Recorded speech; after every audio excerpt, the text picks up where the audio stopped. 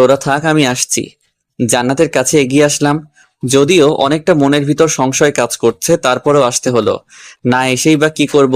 ভালো তো ভেবেছি, তাই ছেড়ে যেতে পারবো না। কেমন আছো জান্নাত? তোকে বলছি না আমার সামনে আসবি না। দেখো, আমি সেসবের জন্য সরি। আমি এগুলো করেছিলাম তোমাকে পাওয়ার জন্য। তুই আমাকে কখনো পাবি না। আর এখন সামনে থেকে সর। না, আমি সরবো না। সর এখান থেকে। আমাকে কোনো কথা বলতে না দিয়ে জান্নাত দ্রুত সেখান থেকে চলে গেল। নিজের প্রতি নিজের রাগ হচ্ছে, কেন যে এমন করতে গেলাম। জান্নাত চলে যাওয়ার পর জয় এসে বলল, কি হয়েছে তোদের? ওদের সব বললাম। এসব করার কি দরকার ছিল? জান্নাতের হয়ে কথা বলছিস? সেটা কখন বললাম? কথাটা ওনার হয়ে ইঙ্গিত করেছিস। বাদ দে সব, এখন ক্লাসে যাই, চল। হুম, ক্লাস করতে ভালো লাগছে না, চুপচাপ বসে আছি। জান্নাত ক্লাসে এসে আমাকে একটা প্রশ্ন বা কথা বলেনি। জান্নাতের এমন ব্যবহার দেখে যতটা কষ্ট পাচ্ছিলাম তার থেকেও অনেক বেশি নিজের প্রতি রাগ হচ্ছিল। আর থাকতে পারছি না। বেঞ্চের উপর থাপ্পড় দিয়ে দাঁড়িয়ে গেলাম। সবাই চুপ হয়ে গেলেও জান্নাত নিজের মতো করে ক্লাস নিচ্ছে। রাগটা যেন অতি মাত্রায় বেড়ে গেল। বাইরে যাব, গো। বই নিয়ে চলে আসতে যাব, তখন রাফি হাত ধরলো। কোথায় যাচ্ছিস? বাসায়।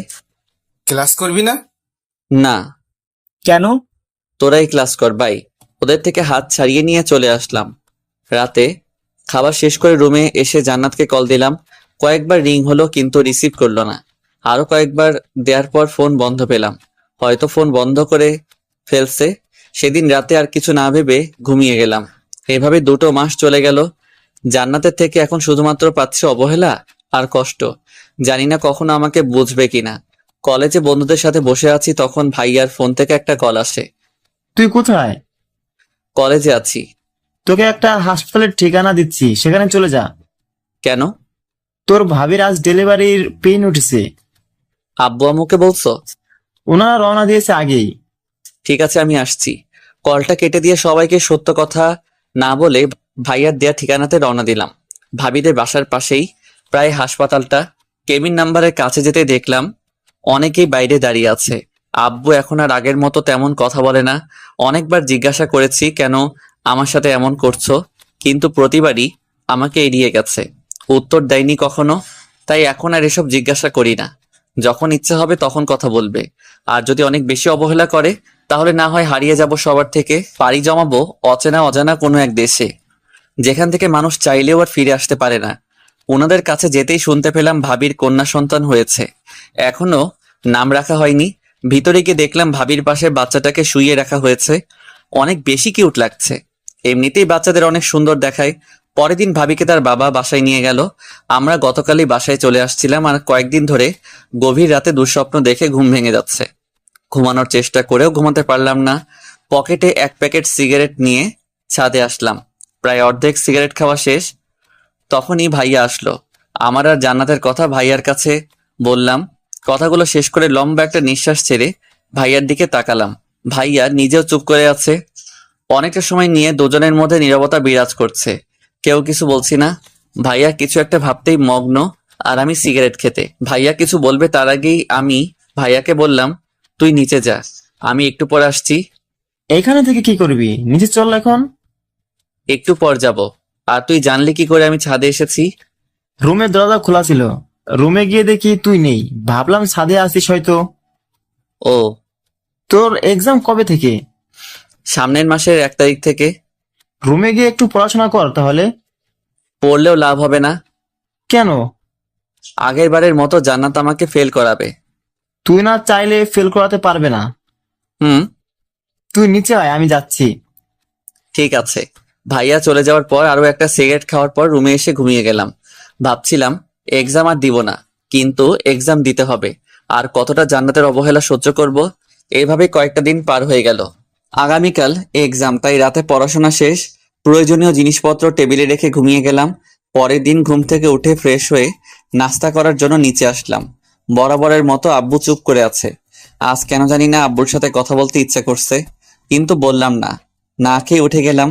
রুম থেকে সবকিছু নিয়ে বেরিয়ে যাব, তখনই আম্মু বলল, নিলয়, না খেয়ে এক্সাম দিতে যাবি? খাওয়ার ইচ্ছা নাই।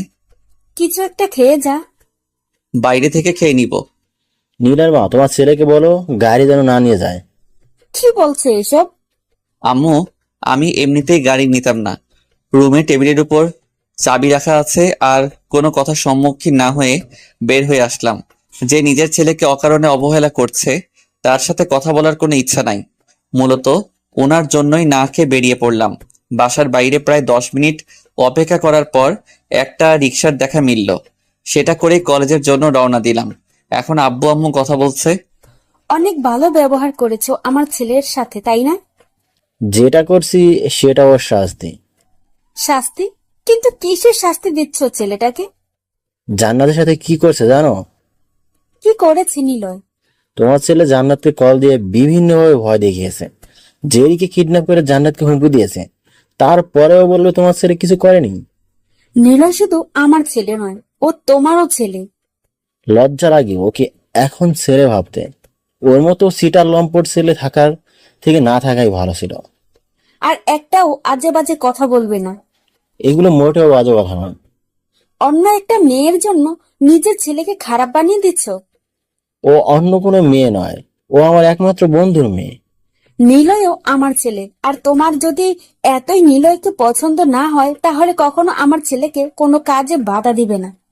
আমি নিলয়কে বলে দিব ও যেন তোমার সাথে আর কথা না বলে। আম্মুর এমন কথায় আব্বু অনেকটা বিচলিত হয়ে গেল। কিছু একটা বলতে চেয়েও বলতে পারলো না। আম্মু নিজেও নাস্তা না করে রুমে চলে গেল। পরের দিন সকালে রিক্সা করে আসাতে অনেকটা দেরি হয়ে গেছে। সোজা এক্সাম হলে চলে গেলাম। টিচার না আসলেও সবাই আগে থেকেই বসে আছে, আর সিট নাম্বার দেখে বসে পড়লাম। এক্সামের প্রিপারেশন অনেক ভালো ছিল। শুধু আজকেই না, আগে থেকে এক্সামের প্রিপারেশন ভালো হয়। টিচার এসে এক্সাম পেপার দিতে লাগলো। পেপার নিয়ে লিখতে শুরু করলাম। সবগুলো লেখার পর হাতে এখনো 15 মিনিট সময় ছিল, তাই খাতাটা দেখতে লাগলাম কোথায় ভুল হয়েছে কিনা। সেদিনের মতো এক্সাম শেষ করে বাসায় চলে আসলাম। এরই মাঝে কয়েকটা এক্সাম শেষ হলো। এই কয়েকদিন জান্নাতের সাথে তেমন কথা বা দেখা কিছুই হয়নি। আগামীকাল ইংরেজি এক্সাম, মানে জান্নাতের এক্সাম। জানি আমাকে ফেল করানোর জন্য আপ্রাণ চেষ্টা করবে, তবুও অনেক ভালো করে প্রিপারেশন নিলাম। পরের দিন বন্ধুদের সাথে এক্সাম হলে ঢুকলাম। কিছু সময় পর অন্য একটা টিচারের সাথে জান্নাত রুমে আসলো। হয়তো আজ আমাদের রুমেই ওর ডিউটি পড়েছে। বেল পড়তেই সবাইকে এক্সাম পেপার দিয়ে দিল। যে সকল প্রশ্ন এসেছে প্রায় সবটাই আমার জানা, তাই দেরি না করে লিখতে শুরু করলাম। কিন্তু আমার এক্সাম হয়তো ওর সহ্য হচ্ছিল না। কাছে আসলো। Stand up. কেন? Stand up. দাঁড়িয়ে গেলাম।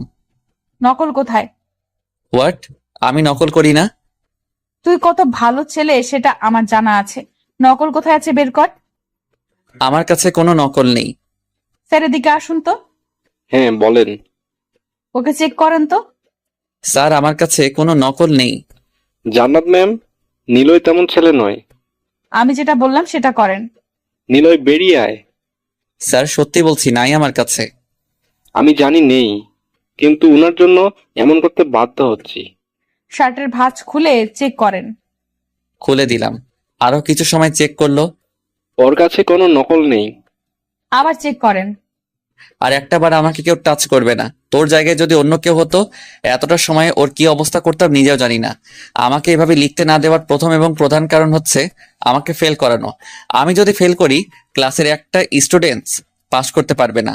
পাওয়ার দেখাচ্ছিস তাই না? এই যে টেবিল থেকে বই নিয়ে আমার সিটে বসলাম, পারলে বই নিয়ে দেখা। আর একটাবার যদি আমাকে এভাবে ডিস্টার্ব করিস, আমার থেকে খারাপ আর কেউ হবে না। প্রচন্ড রাগ উঠে গেছে মাথায়। এক্সাম হল না হলে কি হতো আল্লাহ ভালো জানেন।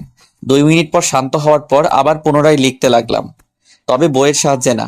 এটা শুধু জান্নাতকে দেখানোর জন্য করা। প্রায় 15 মিনিট এমনভাবে কেটে গেছে। দ্রুত লিখতে লাগলাম। ওয়ার্নিং বেল বেঁচে গেছে। এখন একটা প্রশ্ন লিখতে হবে। এক্সাম শেষ হওয়ার ঠিক আগ মুহূর্তে লেখা শেষ হলো। রিভিশন দেওয়ার কোনো সময় পেলাম না। বেল বাজার সাথে সাথে সবার আগে আমার খাতাটাই জান্নাত কেড়ে নিল। তবুও চুপচাপ সব মেনে নিলাম। বাইরে এসে বন্ধুদের থেকে বিদায় নিয়ে হেঁটে বাসার দিকে রওনা দিলাম। রিক্সা ভাড়ার টাকাটাও এখন কাছে নেই। কিছুটা সময় হাঁটার পর জান্নাতদের গাড়ি এসে সামনে থামলো। ভিতর থেকে আঙ্কেল বের হতেই সালাম দিলাম। তুই হেঁটে যাচ্ছিস কেন? হেঁটে যাওয়ার মতো কাজ করলে তো হেঁটেই যেতে হবে, তাই না স্যার? বুঝলাম না, কি করছিস তুই?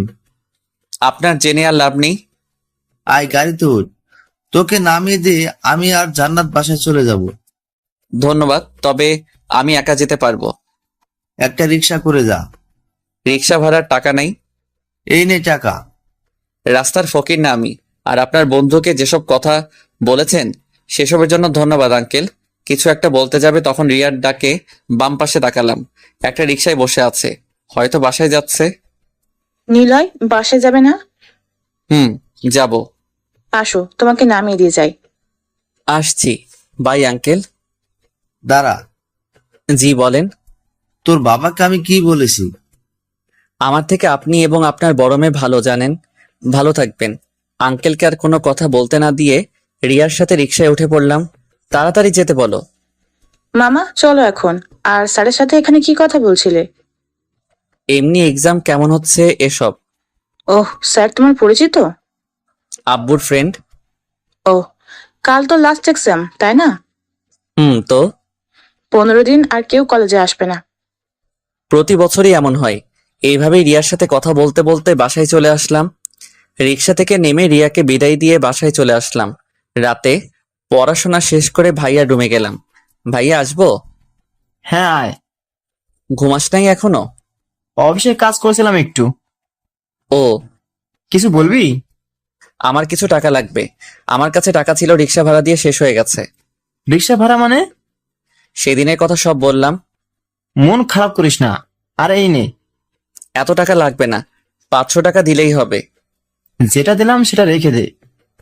কেন? কোনো কথা না, যা এখন ঘুমিয়ে পড়। ভাইয়ার রুম থেকে বের হলাম, সাথে ভাইয়া নিজেও বের হয়ে নিচে গেল। কোথায় যাচ্ছিস? নিচে। কেন? অফিসের কাজ নিয়ে আব্বুর সাথে কিছু কথা ডিসকাস করতে হবে। ও, তুই ঘুমিয়ে যা। ঠিক আছে। আর কোনো কথা না বাড়িয়ে রুমে এসে ঘুমিয়ে গেলাম। পরের দিন অনেক সকালে ঘুম ভেঙে গেল। ফ্রেশ হয়ে নিচে গিয়ে দেখলাম কেউ নেই। রেডি হয়ে বাসা থেকে বেরিয়ে পড়লাম। ঘড়িতে তাকিয়ে দেখলাম এখনো 1.5 ঘন্টা সময় আছে। তাই একটা রেস্টুরেন্টে এসে সকালে নাস্তা করে বের হলাম। ভাবছি জান্নাতকে আবার সরি বলবো খারাপ ব্যবহারের জন্য। হাতে এখনো অনেক সময় আছে। তাই হেঁটে হেঁটেই কলেজে আসলাম। গতকালের মতো আজকেও জান্নাত আমাদের রুমে পড়ছে। টাইম প্রায় শেষ। অনেক আগেই লেখা শেষ হয়ে গেছে। শুধু জান্নাতের জন্য বসে আছি। এক্সাম টাইম শেষ হতেই পেপার টান দিয়ে নিয়ে রুম থেকে বের হয়ে গেল। টেবিলের উপর যে ফোন রেখে গেছে সেটা হয়তো খেয়ালই করেনি। ফোনটা হাতে নিতেই জান্নাতের পিছু পিছু হাঁটতে শুরু করলাম। বারবার ডাকতে লাগলাম, কিন্তু কোনো সাড়া দিচ্ছিল না। কোনো উপায় না পেয়ে হাত ধরলাম। এতটা সময় ডাকছি, শুনতে পাও না? জানোয়ার কোথাকার, তুই আমাকে স্পর্শ করার সাহস পেলি কোথায়? তোর মতো কুলাঙ্গার ছেলের জন্য স্কুল কলেজের ম্যাডামরাও নির্যাতিত।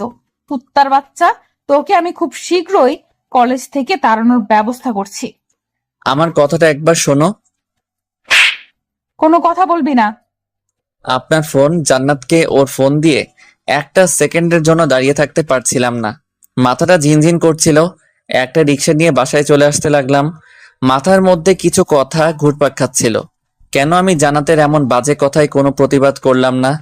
যেখানে কলেজের সব স্টুডেন্টদের মাঝে থাপ্পড় আর বাজে কথা বলল, সেখানে আমি চুপ করে থাকলাম কেন? নিজের মধ্যে একটা অনুশোচনা কাজ করছে। এসব ভাবতে ভাবতে বাসায় চলে আসলাম। আগে থেকে আব্বু আম্মু আর ভাইয়া নিচে বসে কিছু একটা কথা বলছিল। ওনাদের সাথে কোনো কথা না বলে রুমে আসতে লাগলাম। নিলয়, এদিকে আয়। বলো। তোর সাথে এত কিছু হয়ে গেছে, আমাদের একবারও বলার প্রয়োজন মনে করলি না? আমার সাথে আবার কি হবে?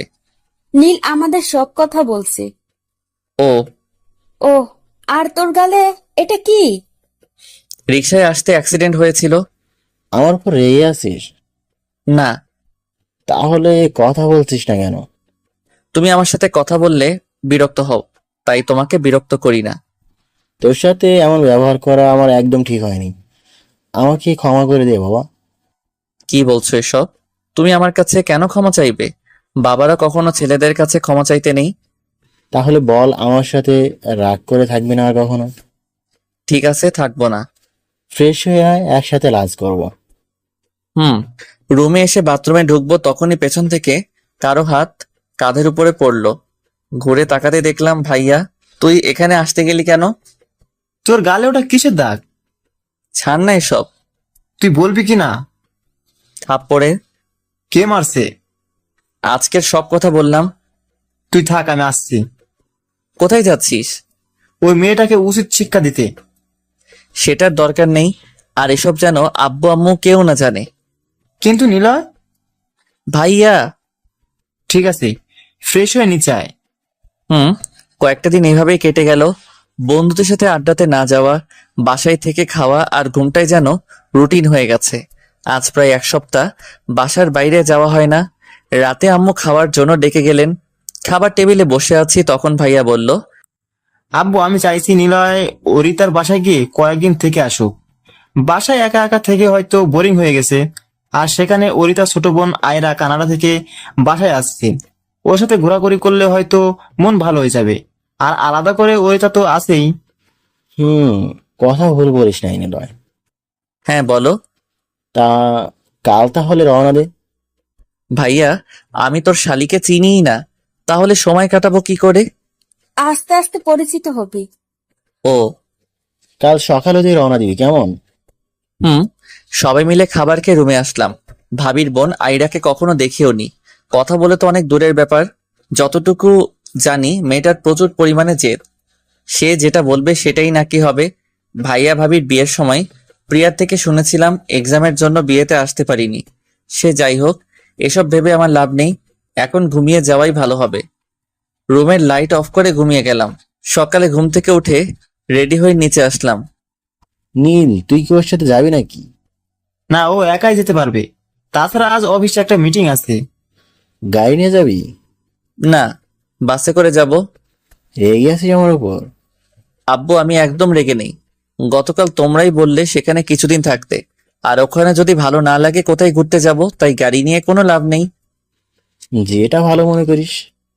ড্রেস প্যাক করা আছে। না, আর ড্রেস নিয়ে যাব না। কেন? দরকার হলে সেখান থেকে কিনে নিব। ঠিক আছে।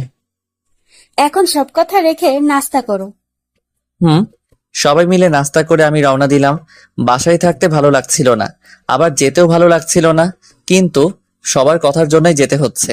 রিক্সা করে বাস স্টপে আসলাম। আর প্রায় 15 মিনিট পর বাস আসলো। বাসে উঠে সিটে বসলাম। মাথার মধ্যে জান্নাতের কথাগুলো শক্ত করে চেপে বসেছে। কোনোভাবেই ভুলতে পারছি না।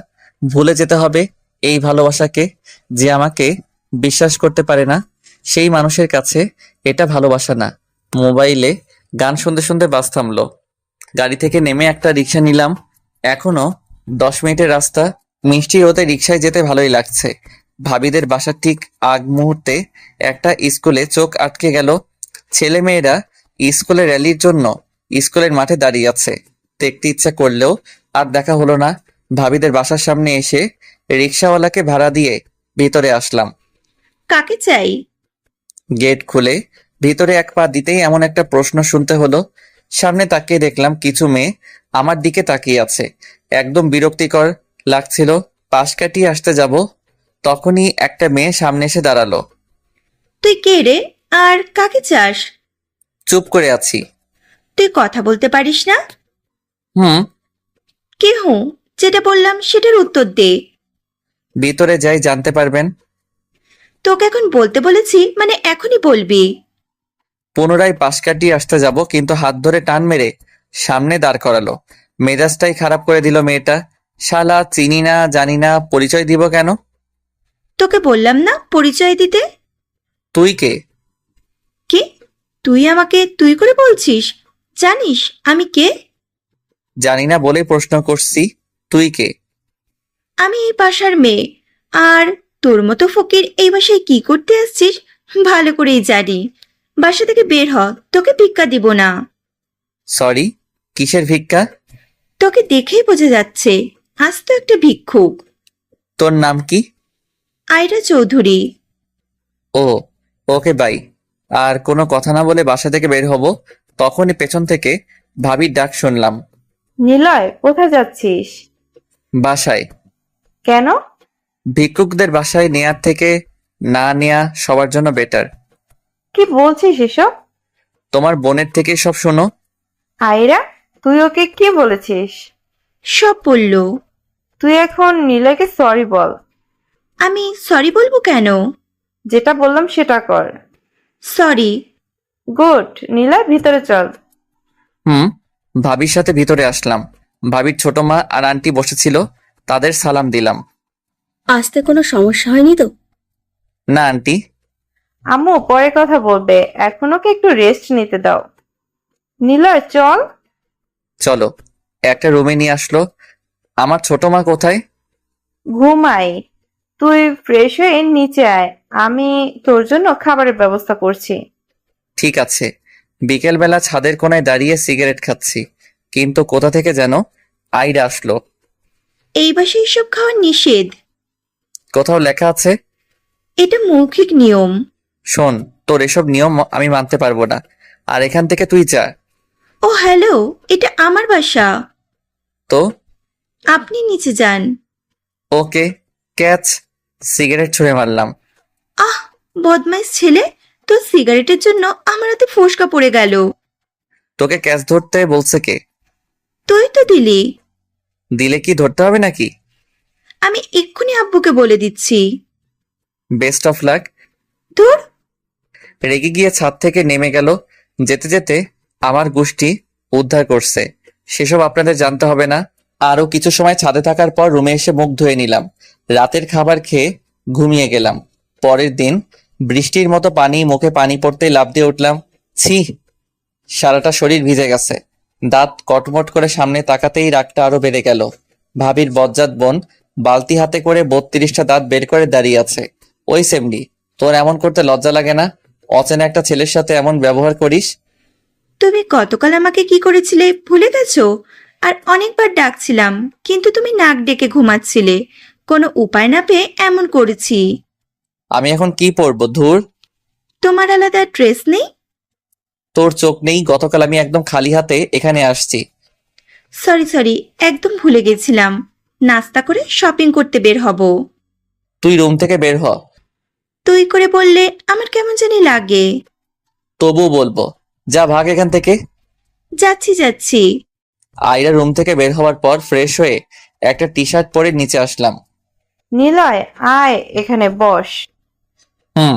আভা কোথায়? ছোট মার কাছে আয়।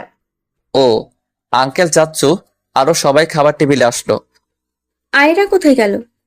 নাস্তা করবে না? হালকা করেছে। ও, সবাই মিলে নাস্তা করে রুমে আসলাম। ফোনে গান বাজিয়ে গেম খেলতে লাগলাম। হঠাৎ ভাবি আয়রা আভাকে নিয়ে রুমে আসলো। কি করছিস? এই তো বসে আছি। আয়রা বলল তোর নাকি শপিং করতে হবে।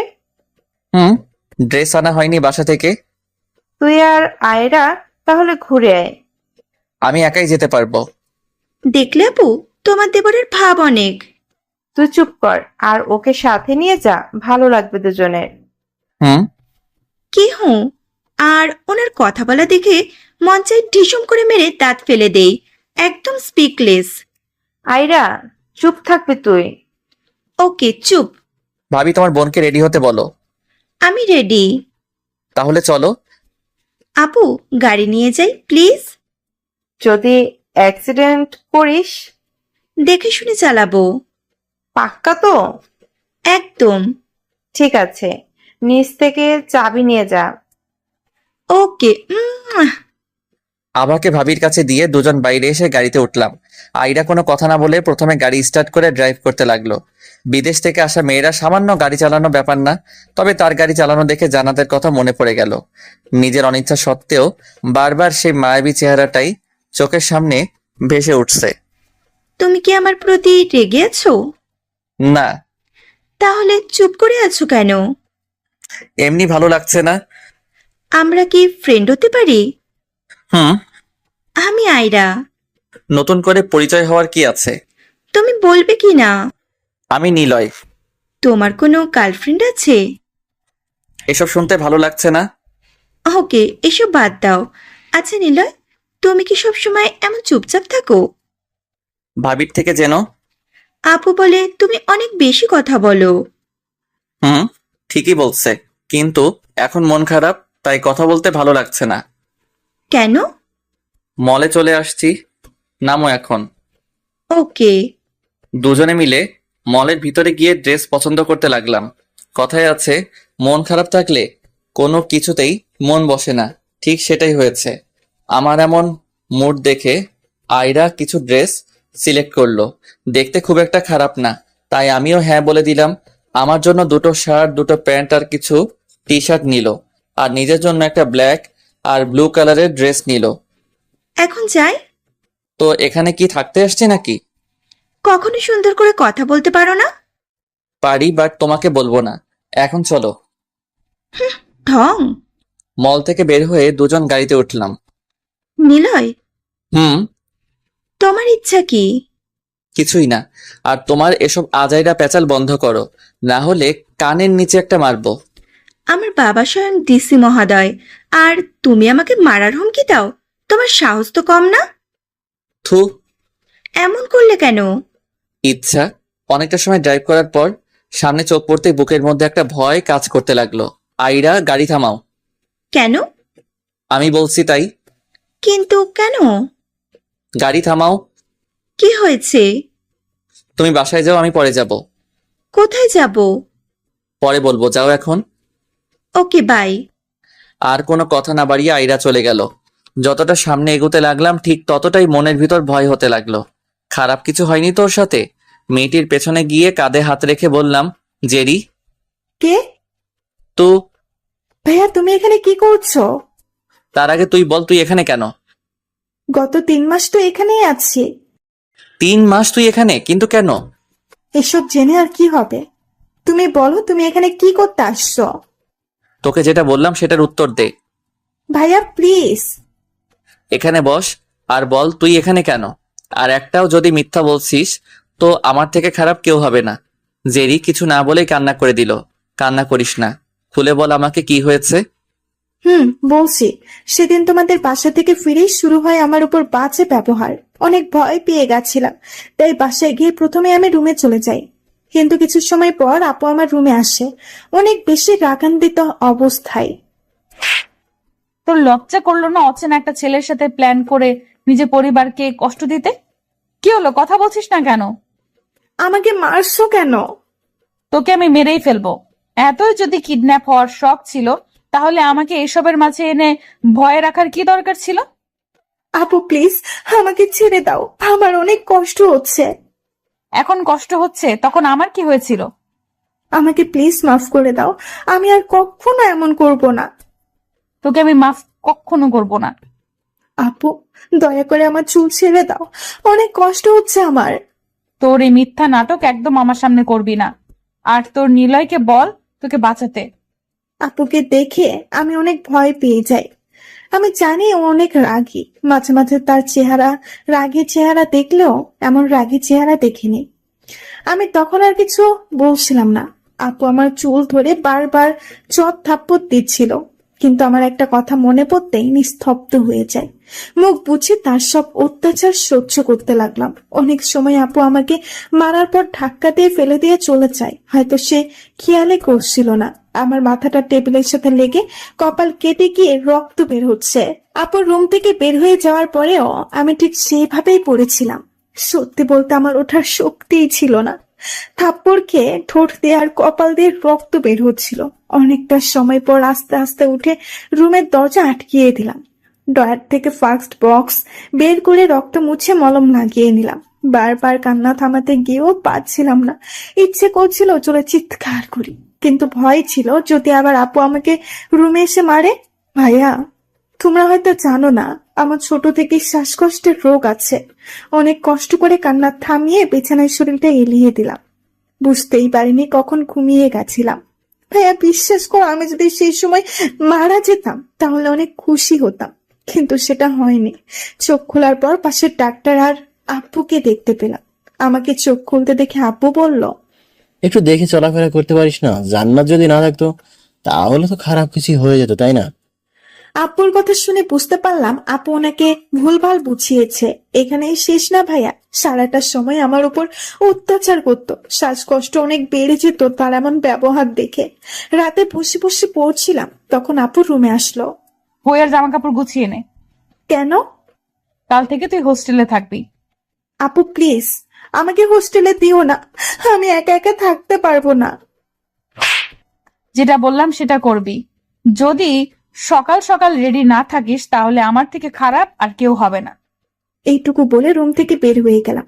কান্না করছিলাম, অনেক বেশি কান্না করছিলাম। তখনই আম্মুর কথা মনে পড়তেই দেওয়ালে টাঙানো ছবিটা পেলে রুমের দরজা আটকিয়ে দিয়ে আম্মুকে প্রশ্ন করছিলাম, আম্মু কেন আমাকে একা রেখে চলে গেল।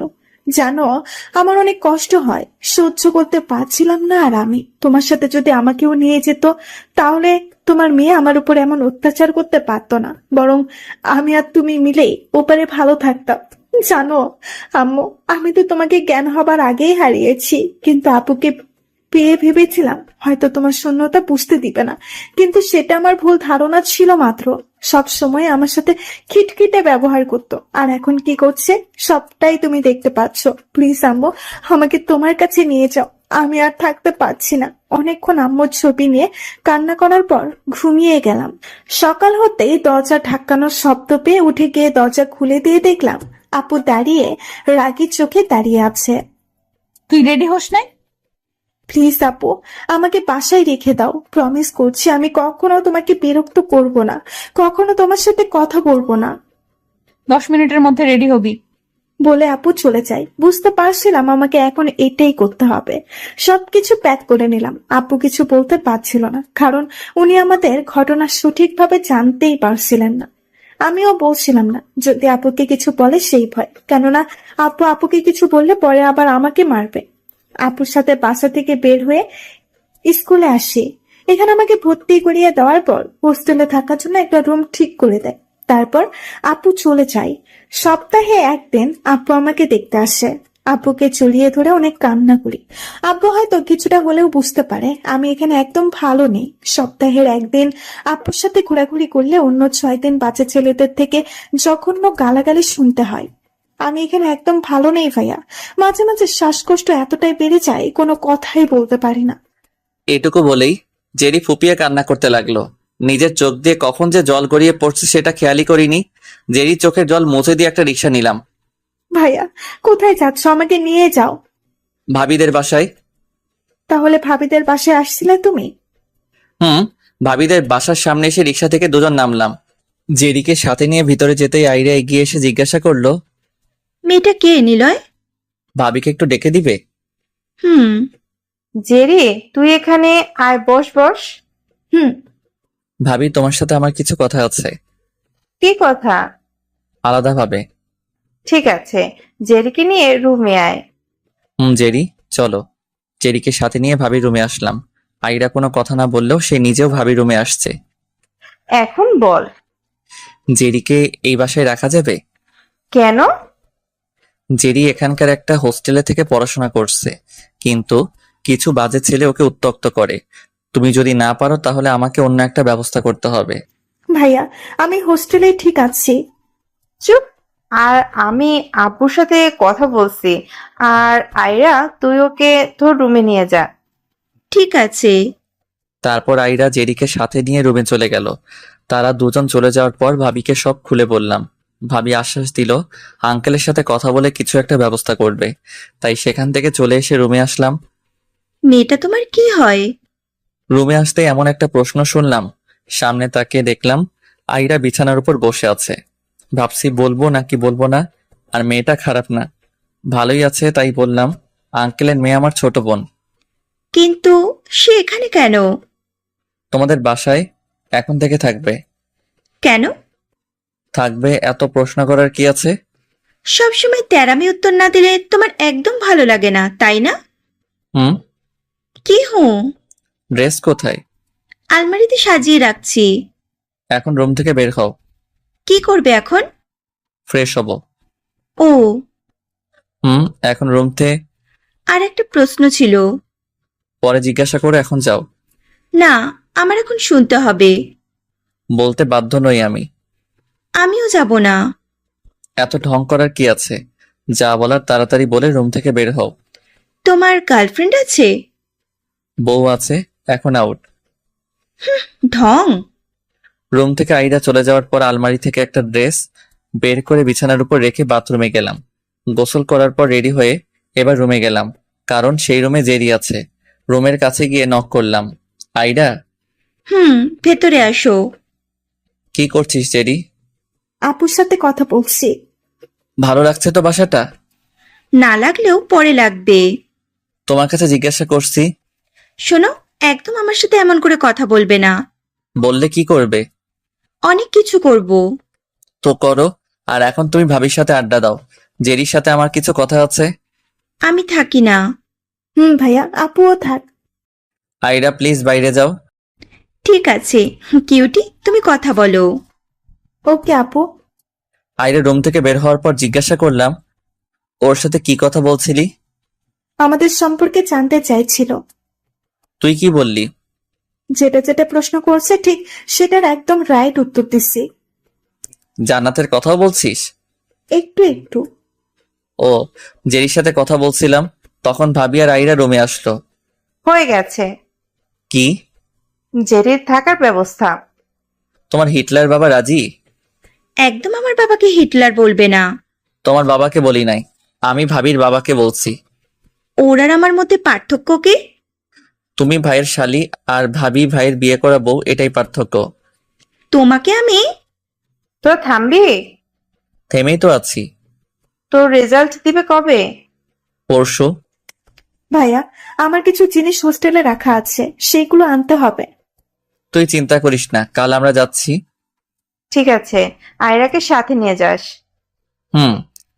এখন চলো লাঞ্চ করব। হ্যাঁ চল। সবাই নিচে এসে নাস্তা করে নিলাম। বিকেলবেলা আইরাকে সাথে নিয়ে আমি আর জেরি ঘুরতে বের হলাম। খোলামেলা পরিবেশে থাকলে অন্তত জেরির মনটা ভালো থাকবে। অনেকটা পথ আইরা ড্রাইভ করার পর একটা বিশাল মাঠের কাছে এসে গাড়িটা পার্ক করলো। মাঠ বললে ভুল হবে, চারপাশে ভিন্ন ভিন্ন গাছ দিয়ে পরিপূর্ণ। গাড়ি থেকে নেমে তিনজন একটা গাছের নিচে বসে আড্ডা দিতে লাগলাম। জেরি, তোমার বয়ফ্রেন্ড আছে? আমার আবার কিসের বয়ফ্রেন্ড? সত্যি কথা বলো, আছে কিনা? আছে। OMG, তার নামটা কি শুনি? নিলয় ভাইয়া। মুচকে একটা হাসি দিলাম। মজা নাও আমার সাথে।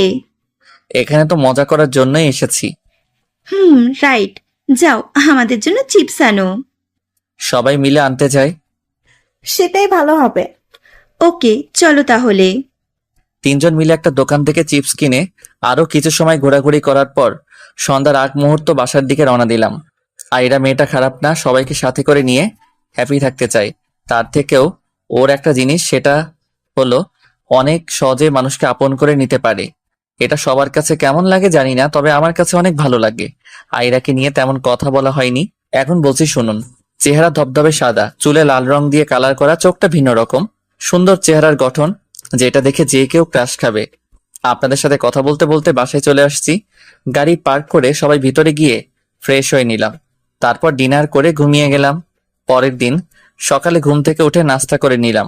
ভাবি রুমে এসে আভার সাথে খেলতে লাগলাম। অনেকটা সময় পর জেরি আর আইরা রেডি হয়ে ভাবি রুমে আসলো। ভাইয়া, আমরা রেডি। ও ঠিক আছে, চল। ভাবি আবাকে নাও। সাবধানে যাস। ওকে। বাসা থেকে স্কুলের দূরত্ব বেশি না, মাত্র 5 মিনিট সময় লাগে। তাই তিনজন হেঁটে হেঁটে রওনা দিলাম।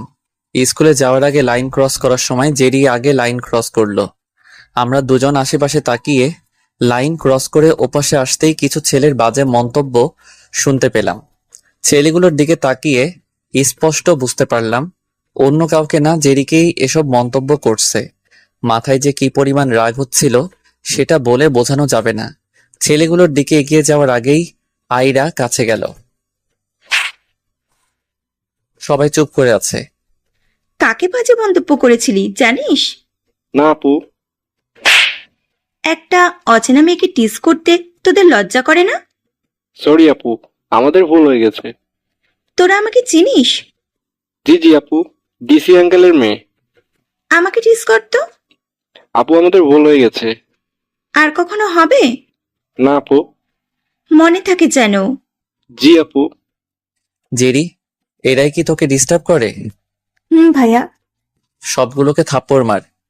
বাদ দাও ভাইয়া, ওনাদের কাজ ওনাদের করতে দাও। ওনারা হয়তো জানে না একটা মেয়েকে টিজ করলে সেই মেয়েটার কতটা কষ্ট হয়। যদি জানতো তাহলে হয়তো এমন করতো না।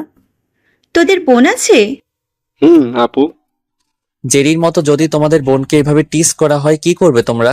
হয়তো ছেলেটাকে খুন করবে, তাই না? জি। তাহলে এই মেয়েটাকে কেন টিচ করছো?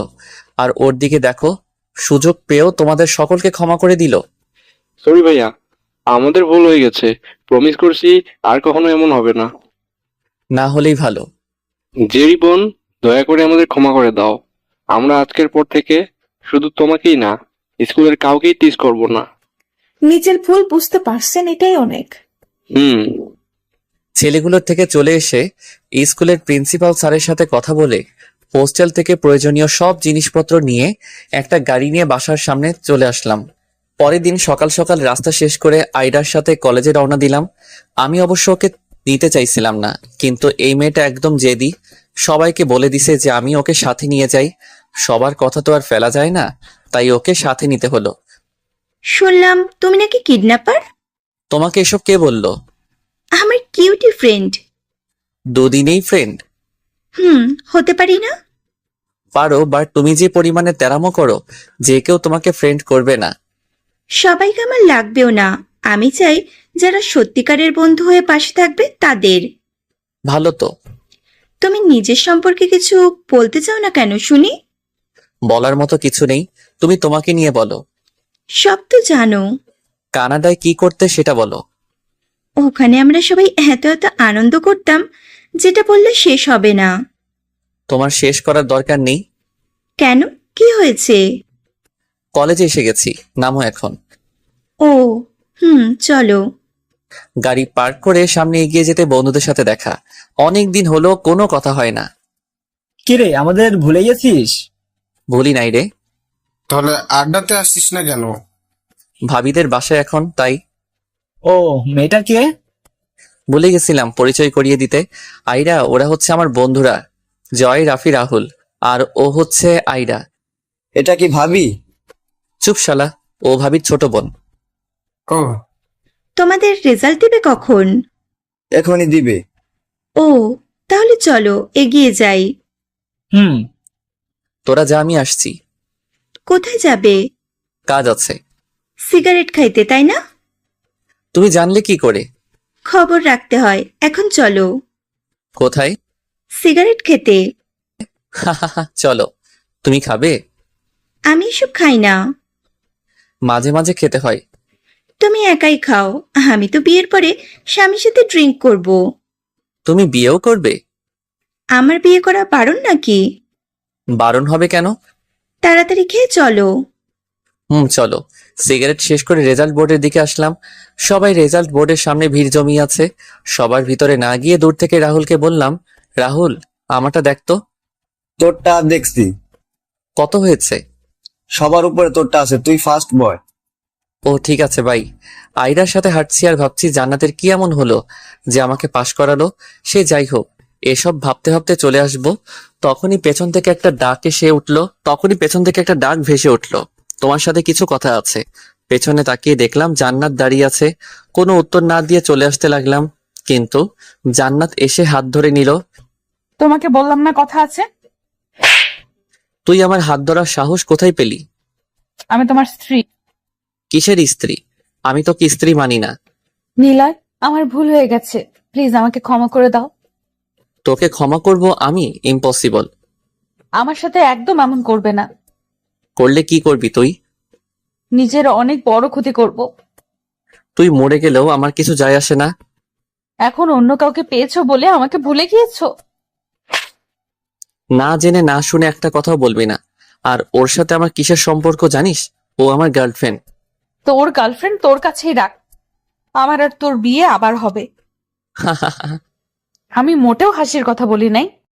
শোন, তোর মতো বাজে মেয়েকে বিয়ে করে নিজের পরিবারের কোনো ক্ষতি করতে চাই না, যে নিজের পর। নিলয়, এসব বাদ দাও, সবাই তোমাদের কথাবার্তা শুনছে। এই মেয়ে, তোকে আমাদের মাঝে কথা বলতে বলছি আমরা? তুই আমার গার্লফ্রেন্ডকে ধমক দেওয়ার সাহস কোথায় পাস? কখনো আমার চোখের সামনে আসবি না। Good bye. আর কোনো কথা না বলে চলে আসলাম। আমি চাই না এই মায়াবিনীর চোখে চোখ রেখে কথা বলি। ওর সাথে কথা বললে আমি জানি ওর প্রতি আমার দুর্বলতা বেড়ে যাবে। এই মানুষটাকে ভুলে থাকতে চাই। আমি চাই না নতুন করে কেউ কারো জীবনে পাড়ি জমাক। এসব ভাবতে ভাবতে দুজন গাড়িতে উঠলাম। উল্টো দিকে কোথায় যাচ্ছ? বাসায়। ও, আর তুমি ওনার সাথে এমন ব্যবহার করলে কেন? ওকে জানো তুমি? না জানলেও কিছুটা আন্দাজ করতে পারছি। উনি জান্নাত, তাই না? হুম। তার সাথে এমন করলে কেন? তোমার কারণ জানা লাগবে না। নিজের বউর সামনে আমাকে খারাপ বানিয়ে দিলে। ওই মেয়েটা আমার বউ না। ঢং চেরির থেকে শুনেছি আমি। 6 মাসের বউ। আজ 23 তারিখ, সামনের মাসের 23 তারিখ ওকে ডিভোর্স দিব। এটা দেশে বলে তোমাকে কিছু বলবো না, কানাডা হলে এখন তুমি জেলে থাকতে। এসব কথা বাদ দাও। হুম। বাসায় এসে আব্বু আম্মুর সাথে নিচে বসলাম। আয়রা ওনাদের সালাম দিয়ে পাশে বসলো। কেমন আছো আইরা? জি আলহামদুলিল্লাহ আন্টি, ভালো আছি। আপনারা যাচ্ছেন কবে? আগামীকাল যাব। তাহলে ভালোই হবে। আর আন্টি, একটা কথা বলার ছিল আপনাদের। হ্যাঁ বলো। আমি আপনাদের বাসায় কয়টা দিন থাকতে চাই, যদি আপনাদের সমস্যা না হয়। আমার সমস্যা আছে। তোর আবার কিসের সমস্যা? আয়রাকে আলাদাভাবে বলতে হবে। আয়রা, তুমি একটু এইদিকে আসো। হ্যাঁ বলো। জেরি মাত্র তোমাদের বাসায় গেছে। এখন তুমি যদি আমাদের এখানে থাকো তাহলে ও একদম একা হয়ে যাবে। হুম, একদম মাথায় ছিল না। এখন ঢুকিয়ে নাও। ঠিক আছে চলো। হুম। আঙ্কেল, আমি কিছুদিন পর থেকে থাকবো। তোমার যেদিন ইচ্ছা সেদিন থেকেই থেকো। ঠিক আছে, এখন উঠি আমরা। সে কি, বিকেলে যেও? না আম্মু, কিছু কাজ আছে ওই বাসায়। তোর আবার কিসের কাজ? কাল গেলেই জানতে পারবে। ঠিক আছে, সাবধানে যাস। বাই। বাসা থেকে বের হয়ে আয়রাদের বাসায় রওনা দিলাম। পরের দিন আব্বু আম্মু বাসায় এসে পুরো হতভম্ব হয়ে গেল। ওনারা ভাবতেই পারিনি এখানে জেরি আছে। জেরিমা, তুই এখানে? আসলে আন্টি, তোমাদের আমি বাসায় গিয়ে বলবো, এখন এসব কথা বাদ দাও। ঠিক আছে। সবাই মিলে সারাটা দিন আড্ডা আর কথা বলে পার করে বিকেলবেলা বাসায় রওনা দিলাম। বাসায় এসে সবাই রুমে যাব, তখনই আব্বু ডেকে কাছে বসালেন। জেরি ওখানে কেন বললি না? জান্নাতের কথা না বলে হোস্টেলে থাকার জন্য কিছু সমস্যা হচ্ছিল, সেটা বললাম। ও, রফিক জানে সব? কেউ জানে না। কেন? আমি চাই না তাই। ঠিক আছে, রুমে যা। রুমে চলে আসলাম। এভাবে কয়েকটা দিন পার হয়ে গেল। কলেজে ক্লাস হলেও এখনো ক্লাস করা হয়নি।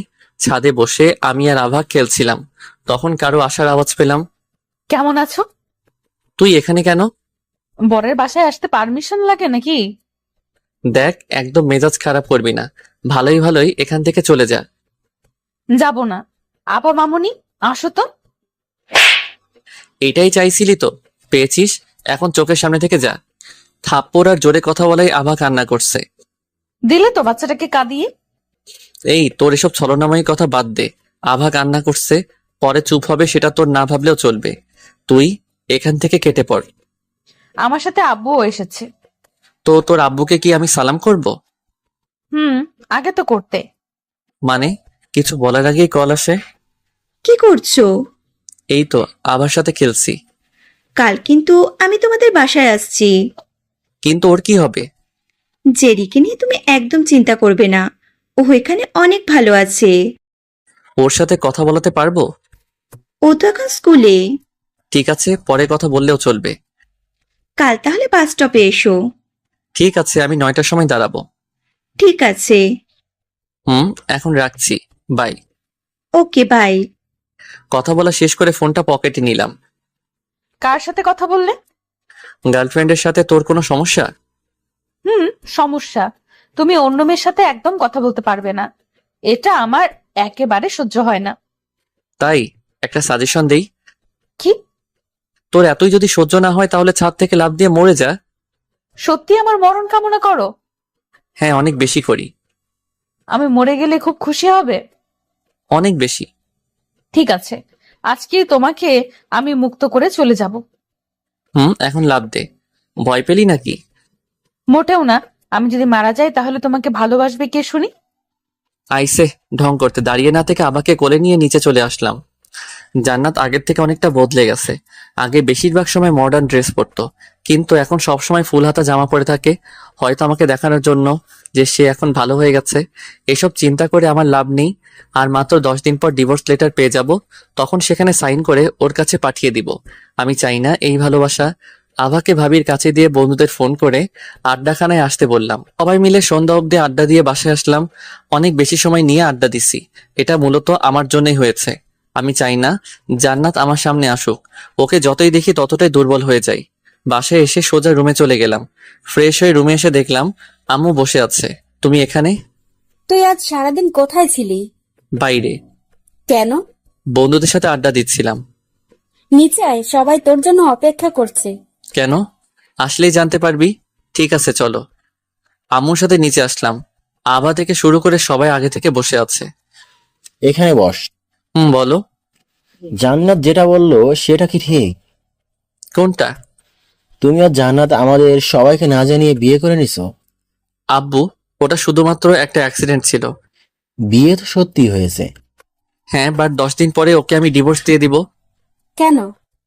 কারণ ওর মতো কঠোর মেয়েকে আমি স্ত্রী হিসেবে চাই না।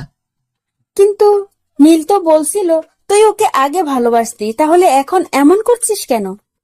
আগের জান্নাত আর এখনকার জান্নাত এক নয়। আগে খিটখিটে মেজাজের থাকলেও ভাবতাম পরে সব ঠিক হয়ে যাবে, কিন্তু ও এমন একটা কাজ করবে সেটা আমি কখনো কল্পনাতেও ভাবতে পারিনি। কি করেছে ও? সেটা সবার অজানাই থাক, আর ওকে নিয়ে আমি আর কোনো কথা বলতে চাই না। কিন্তু তোর আঙ্কেল যে বিয়ের কথা বললো সেটার কি হবে? বারণ করে দাও। নিলয়, তুই যেটা চাইছিস সেটা কর। জানি তোমাদের বন্ধুত্ব খারাপ হয়ে যাবে, তবে একবার আমার কথা ভেবে দেখো। ঠিক আছে, আমি ভেবে দেখবো। সবাই মিলে অন্য কথা ডিসকাস করতে লাগলো। তারপর ডিনার করে রুমে গিয়ে ঘুমিয়ে গেলাম। পরের দিন সকালে ঘুম থেকে উঠে নাস্তা করে আয়রাকে আনতে বাস স্টপে গেলাম। কিছু সময় অপেক্ষা করার পর বাস আসলো। আয়রা, এদিকে আসো। আসছি। বাসায় সব ঠিকঠাক তো? হ্যাঁ। আর জেরি? বাসার মেয়ে হয়ে গেছে এখন। রিমির তো বিয়ে হয়ে গেছে। আপু এখন তোমাদের বাসায়। এখন মেয়ে বলতে আমি আর জেরি। সবাই জেরিকে অনেক ভালোবাসে। তাহলে ঠিক আছে। চলো এখন। এই মামা, 2 নাম্বার গলিতে যাবেন? হ্যাঁ, ওঠেন। আয়রা, ওঠো। গাড়ি আনোনি? আনলে কি রিক্সায় যেতাম? সেটা ঠিক, বাট আনোনি কেন? প্রকৃতি দেখার জন্য। বাহ, প্রকৃতিকে ভালোবাসো নাকি? এমন কোনো মানুষ আছে যে প্রকৃতির এই অপরূপ সৌন্দর্যকে ভালোবাসে না? কথা তো ভালোই বলতে পারো। কিছুটা। জানো, আমি কিছুদিন পর আবার কানাডা চলে যাচ্ছি। কেন? পড়াশোনা শেষ হতে এখনো 1.5 বছর লাগবে। দেশ থেকেও তো পড়াশোনা করা যায়। বাট সেখানে প্রায় শেষ। ও, আয়রার সাথে কথা বলতে বলতে বাসায় চলে আসলাম। পরের দিন সকালে ঘুম থেকে উঠে ভাবছি আজ কলেজে যাব। বন্ধুরা গত পরশু থেকেই নাকি ক্লাস করছে। ফ্রেশ হয়ে রেডি হয়ে নিলাম। নাস্তার জন্য নিচে আসাতে আম্মু জিজ্ঞাসা করলো, কোথাও যাবি? কলেজে যাব। তাহলে আয়রাকে সময় দিবে কে? আয়রা আমার সাথে কলেজে যেতে পারবে? সেখানে গিয়ে আমি কি করব? আমাদের সাথে ক্লাস করবে। পাগল নাকি? কলেজের প্রিন্সিপাল স্যার জানতে পারলে লাথি মেরে বের করে দিবে। সেসব আমার উপর ছেড়ে দাও, আর তুমিও রেডি হয়ে নাও। আমি রেডি হয়েই আছি। তাহলে নাস্তা করে চলো। ওকে। দুজন নাস্তা করে গাড়ি করে কলেজে চলে আসলাম। প্রথমে আয়রাকে ক্লাস করার জন্য প্রিন্সিপাল স্যারের থেকে পারমিশন নিতে হবে, তাই স্যারের রুমে চলে গেলাম। স্যার, আসবো? ও তুই, ভিতরে আয়। ধন্যবাদ। মেয়েটাকে? ওর জন্যই এসেছি। কেন?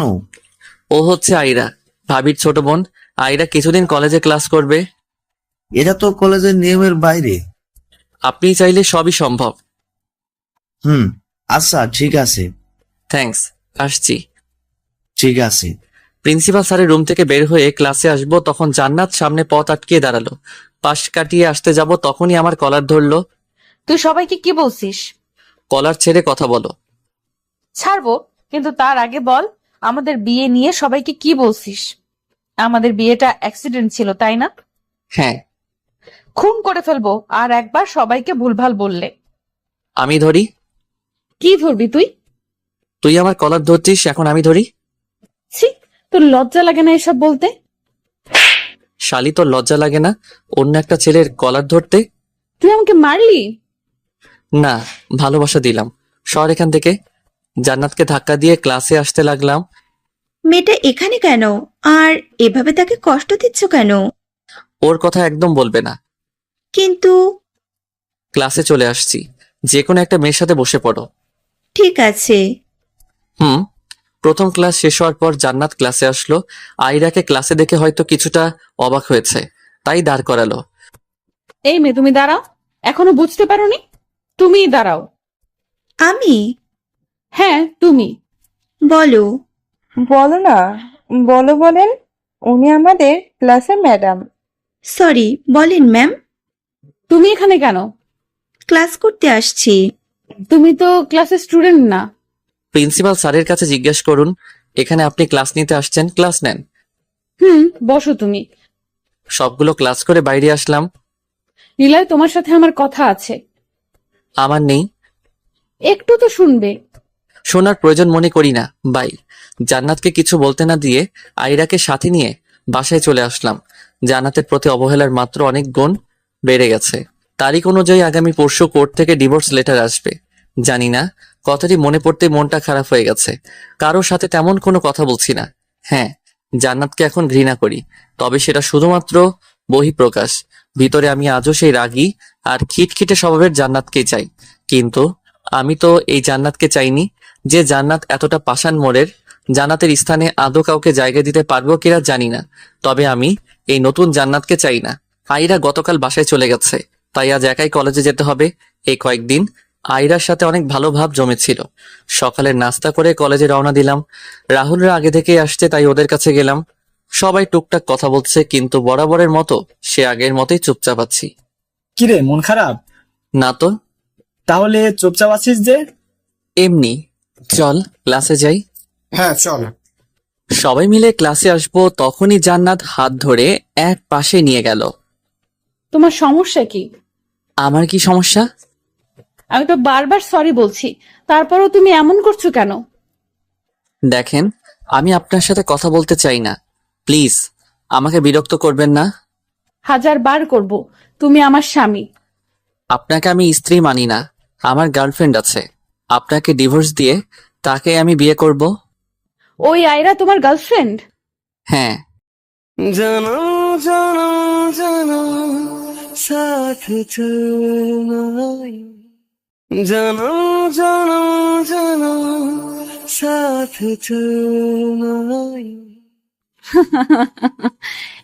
একদম আমার সামনে হাসবেন না। এত মিথ্যা বলো কেন? আমি কখন মিথ্যা বললাম? এই যে বললে আয়রা তোমার গার্লফ্রেন্ড। ঠিকই তো বলেছি। আয়রা আমাকে সব বলেছে। তুমি আর আয়রা শুধুমাত্র ভালো বন্ধু। একদম রাগ হয়ে গেল। পেতনিটার কি দরকার ছিল সত্যিটা বলার? জান্নাতকে কিছু না বলে পাশ কাটিয়ে চলে আসতে লাগলাম। কোথায় যাচ্ছ? আমার হাত ছাড়েন। না, আমি ছাড়বো না। প্লিজ আমাকে ক্ষমা করে দাও। তোমার সাথে যেসব ব্যবহার করেছি শুধুমাত্র রাগের বশে, আর কিছু না।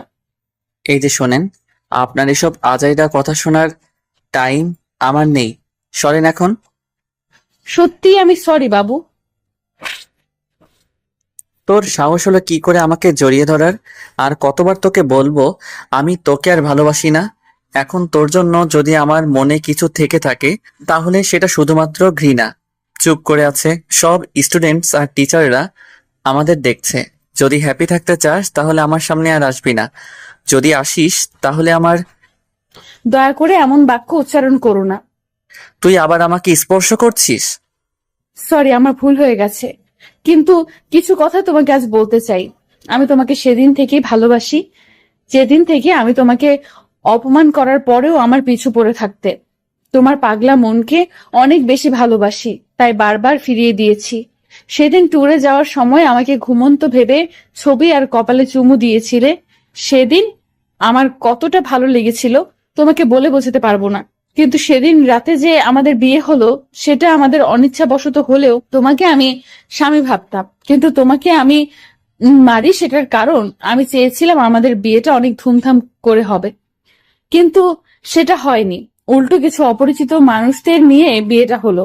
তোমাকে অনেকবার ভালোবাসি বলতে চেয়েও বলতে পারিনি। কেন জানো? সেটার কারণ ছিলে তুমি নিজেই। যদি কিডন্যাপার না হয়ে ঠিকভাবে কথা বলতে, তাহলে অনেক আগে আমি তোমাকে মেনে নিতাম। কিন্তু আমার সব সময় ভয় হতো, যদি কিডন্যাপার তোমার কিছু একটা করে দেয়। অনেক বেশি ভয়ে থাকতাম, তাই তোমাকে সব সময় চোখে চোখে রাখতাম। আরো অনেক এমন কাহিনী আছে যেটা তোমাকে বলার মতো মন মানসিকতা আমার এখন নেই। কোর্ট থেকে জেনেছি তুমি ডিভোর্সের জন্য অ্যাপ্লিকেশন করছো। চিন্তা করো না, আমি নিজেই কোর্ট থেকে ডিভোর্স লেটারটা তুলে সাইন করে তোমার কাছে পাঠিয়ে দেব। তখন তুমি ইচ্ছা মতো চলতে পারবে। আমি আর কখনো তোমাকে বিরক্ত করার জন্য সামনে আসবো না। ভালো থেকো। আল্লাহ হাফেজ। অশ্রু ভারাক্রান্ত চোখ নিয়ে চলে গেল। জান্নাতকে এই সময়টাই আমার কি বলা দরকার সেটা আমার জানা নেই। জানবো কি করে? মাথাটাই তো কাজ করছে না। কয়েক মুহূর্তের জন্য স্থির হয়ে গেছি। কতটা সময় দাঁড়িয়েছিলাম সঠিক মনে নেই। আজ আর ক্লাস নেওয়ার জন্য জান্নাত ক্লাসে আসেনি। মনটা খারাপ হয়ে গেল। মেয়েটার সাথে বেশি করে ফেললাম না তো? বাসায় আসার পর আইরা কল দিয়ে জানিয়ে দিল জান্নাত জেরিকে বাসায় নিয়ে আসছে। কথাটা শুনে অনেক ভালো লাগলো। মেয়েটা তাহলে নিজের ভুল বুঝতে পারছে। পরের দিন আজকেও জান্নাতকে কলেজে দেখলাম না। অনেক খুঁজেও পেলাম না। জান্নাতের নাম্বারে কল দিলাম কিন্তু বন্ধ শোনাচ্ছে। রেগে হয়তো বন্ধ করে রাখছে।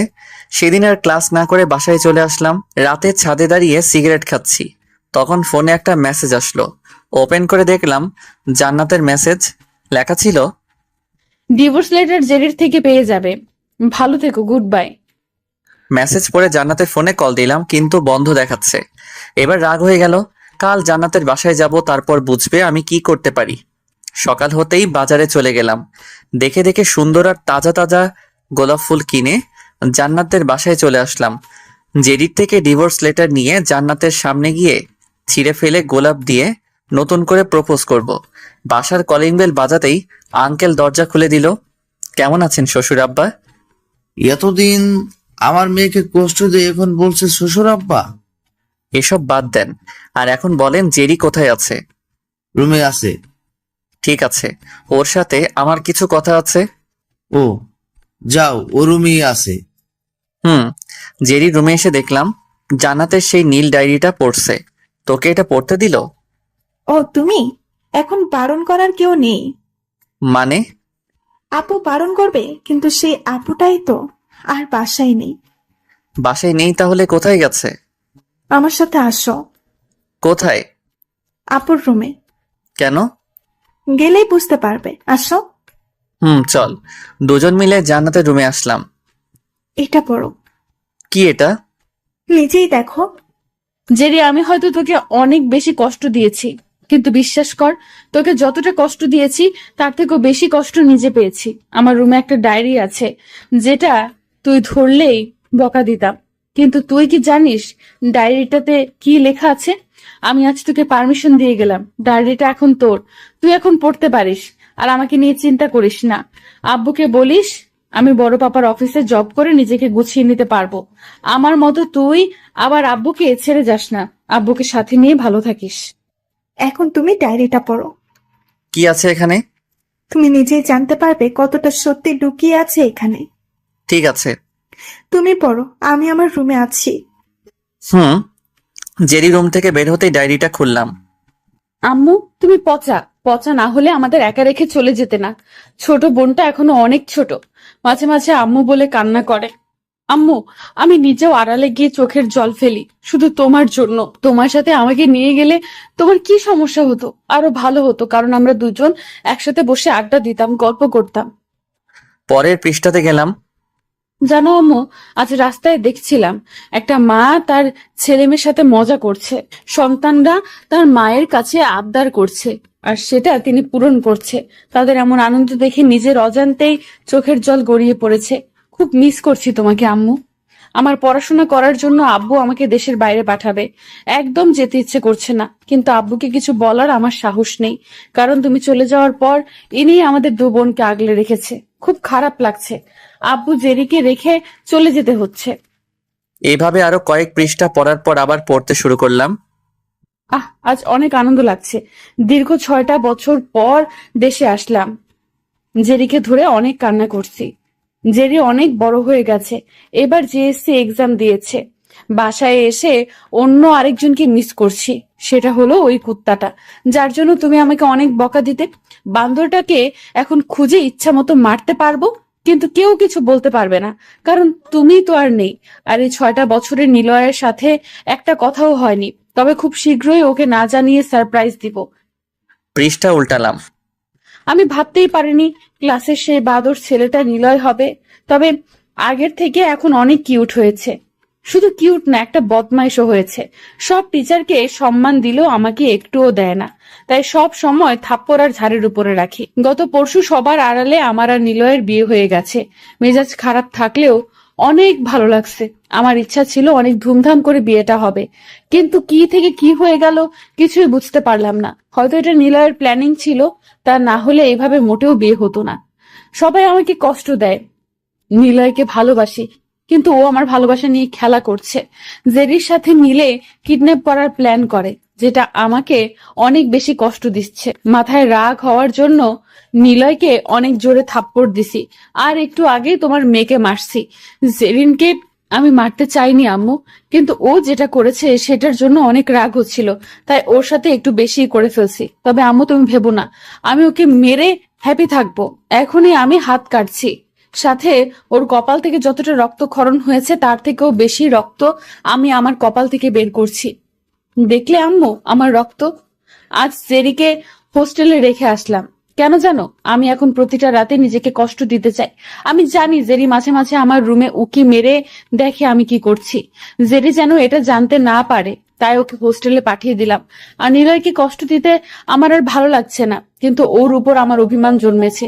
যতক্ষণ না আমার অভিমান শেষ হবে ততক্ষণ আমি ওকে কষ্ট দিয়েই যাব। তোমার মতো আজ জেরিকেও অনেক মিস করছি। পাগলিটা হোস্টেলে কি করছে না করছে আল্লাহ ভালো জানে। এসব শুধু নিলয়ের জন্য হয়েছে। হারামিটা কেন আমাকে কষ্ট দিতে গেল? এখন ওকে অনেক মারতে ইচ্ছে করছে। এই নিয়ে 15 বার হাত কাটলাম আম্মু। হাতের অনেক জায়গায় ক্ষত হয়ে গেছে, তাই ফুল ড্রেস পরতে হবে। সেটা না করলে আব্বু দেখে অনেক কষ্ট পাবে। কাল নিলয় আমাকে অনেক বেশি কষ্ট দিয়েছে, সবার সামনে মারছে, অনেক কথা বলে অপমান করতেও ভুলে যায়নি।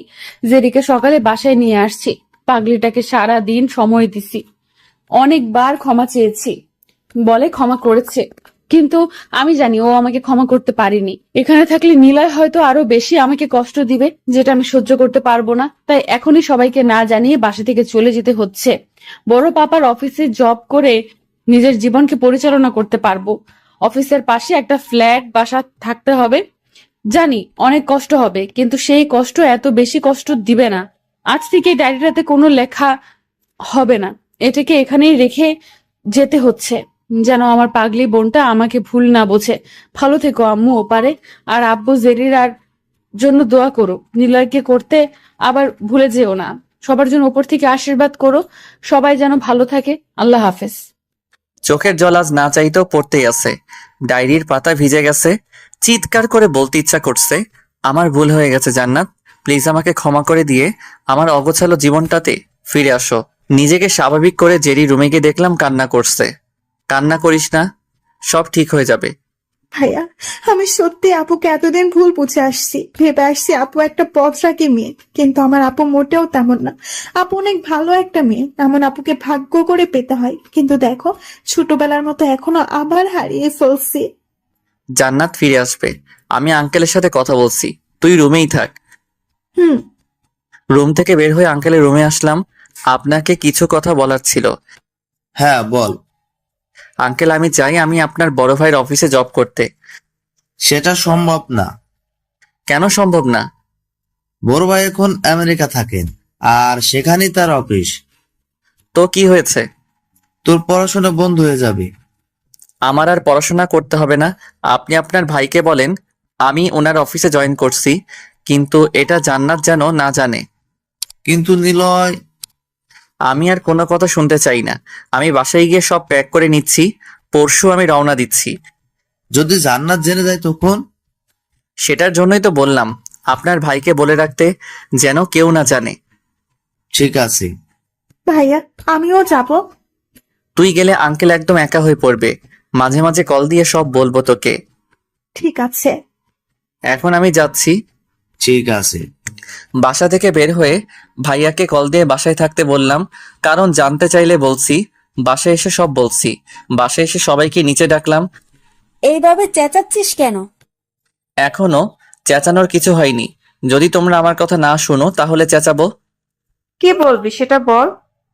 আমি আমেরিকা যাব, কেন? জান্নাতকে আনতে। জান্নাতকে আনতে যাবে মানে? সব খুলে বললাম। কিন্তু নিলয়। ভাইয়া তুই কি কিছু বলবি না? ও কি বলবে? আব্বু ও যেটা বলছে ভালোর জন্যই বলছে। নিলয় জান্নাতকে ছেড়ে ভালো থাকতে পারবে না, তাই ওকে যেতে দাও। যদি জান্নাত না আসে? ও আসবে। তুই কিভাবে এটা বলতে পারিস? তুমি বুঝবে না। ভাইয়া তুই প্লিজ আমার পাসপোর্ট করে দে, সেটাও কালকের মধ্যে। ঠিক আছে, আমি দেখছি। দেখা দেখি সময় নাই। হবে এখন হ্যাপি? আগে কর তারপর। হুম। সবার সাথে কথা বলে রুমে আসলাম। 2 দিন আলাদা কোনো কাজ করলাম না। পরিবার এবং বন্ধুদের পুরোটা সময় দিয়েছি। আজ রাত 8:15 ফ্লাইট। এয়ারপোর্টে এসে সবাইকে বিদায় দিয়ে প্লেনে উঠলাম। কিছু সময় পর আমাদের ফ্লাইটটা উড়াল দিল। ভাবছি জান্নাতকে কিভাবে লাইনে আনতে হবে। মাথার মধ্যে এখনো দ্বিধাদ্বন্দ্ব চলতেই আছে। যদি জান্নাত আমাকে ফিরিয়ে দেয় তখন কি হবে? নিজের অজান্তেই মেয়েটাকে ভুল বুঝে অনেক কষ্ট দিয়ে ফেলছি। বারবার ওকে অপমান করে ফিরিয়ে দিছি। এখন যদি জান্নাত আমাকে ফিরিয়ে দেয় তাহলে আমার কি হবে? না না, জান্নাত মোটেও আমাকে ফিরিয়ে দিবে না। প্রয়োজন হলে ওর পিছু লেগে থাকবো, তবুও ওর ভালোবাসা আদায় করে নিজের পেতেই হবে। এসব ভাবতে ভাবতে কখন যে চোখটা লেগে আসছে বুঝতেই পারিনি। ফ্লাইটের স্পিকার অন করে সবাইকে জানিয়ে দিল আর মাত্র 5 মিনিট পর আমাদের ফ্লাইটটা ল্যান্ডিং করাবে। শুনে সবাই প্রস্তুতি নিয়ে সিট বেল্ট ভালো করে আটকিয়ে দিলাম। ঠিক 5 মিনিট পর ফ্লাইট ল্যান্ডিং করলো আমেরিকা এয়ারপোর্টে। ফ্লাইট থেকে নেমে বাইরে চলে আসলাম। অপরিচিত জায়গা, অপরিচিত স্থানে কিছুটা নার্ভাস লাগছিল। এয়ারপোর্টের বাইরে এসে একটা ট্যাক্সি নিলাম। ট্যাক্সিতে উঠে একটা ফ্ল্যাটের ঠিকানা দিয়ে সেখানে যেতে বললাম। বাঙালি? হুম। আমিও। তো এখানে কেন আসছেন? বউ রাগ করে চলে আসছে, তাকেই নিতে তার বড় পাপার সাথে দেখা করতে আসছি। আপনার বাসা তো বাংলাদেশে? হ্যাঁ, বাংলাদেশ। আমার কলকাতা। ও। হুম। ভাই, আপনার নাম জানতে পারি? হুম, অবশ্যই। আমি নিলয়। ট্যাক্সি চালকের সাথে কথা বলতে বলতে গন্তব্য স্থানে এসে পৌঁছালাম। তবে এটা জান্নাতের বড় পাপার বাসা না। এই বাসা একটা আলাদা ফ্ল্যাট। শুধুমাত্র থাকার জন্য ভাইয়া ভাড়া নিয়েছেন। বাইরে একটা লোক দাঁড়িয়েছিল, তার থেকেই বাসার চাবি নিয়ে ভিতরে গেলাম। অনেক সুন্দর ফ্ল্যাটটা। তাছাড়া এত বড় উন্নত দেশে কি যেমন তেমন ফ্ল্যাট থাকে নাকি? আগে থেকে সবকিছু গোছানো ছিল বিধায় নতুন করে আমাকে বাসা গোছানোর প্রয়োজন পড়লো না। বাথরুমে গিয়ে অনেকটা সময় নিয়ে শাওয়ার নেওয়ার পর রুমে আসলাম।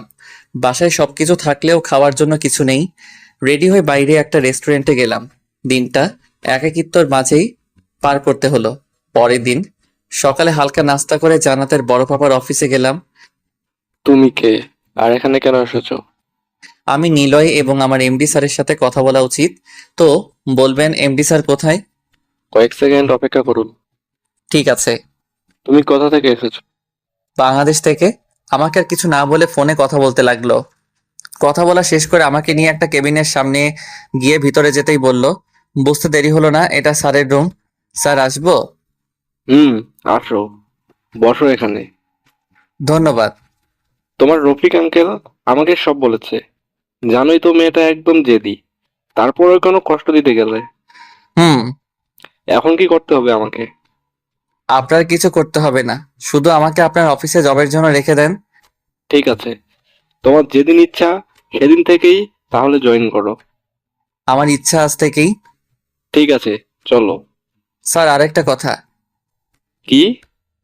আমার কেবিনটা জান্নাতের কেবিনের সাথে দিবেন যেন দেখতে পারি। ঠিক আছে, চলো। আর এই স্যার বলবে না, তুমি আমাদের মেয়ের জামাই। ঠিক আছে, বাট আমার পরিচয়টা কেউ যেন জানতে না পারে। হ্যাঁ, আমাকে রফিক সব বলেছে। ধন্যবাদ স্যার। স্যার না আঙ্কেল? ঠিক আছে আঙ্কেল। আঙ্কেলের কেবিন থেকে বের হয়ে আমার ডেস্কে আসলাম। জান্নাতকে দেখতেই মনের মধ্যে অজানা এক বাতাস বয়ে গেল। মনের মধ্যে কষ্টটাকে পুষে রেখে জব করে যাচ্ছে। তবে জান্নাতকে দেখে অনেক বেশি অবাক হয়েছি। দেশে থাকতে কখনো শার্ট প্যান্ট পরা দেখিনি, কিন্তু এখানে এসে এমন ড্রেস পরার জন্য ভিন্ন রকম লাগছে। আঙ্কেলের ডাকে বাস্তবে ফিরলাম। এটা তোমার ডেস্ক। Okay sir. জান্নাতের দিকে আয় তো। আসছি। এতটা সময় আমাকে দেখেনি, কিন্তু আঙ্কেলের ডাকে উঠে এসে আমার দিকে তাকালো।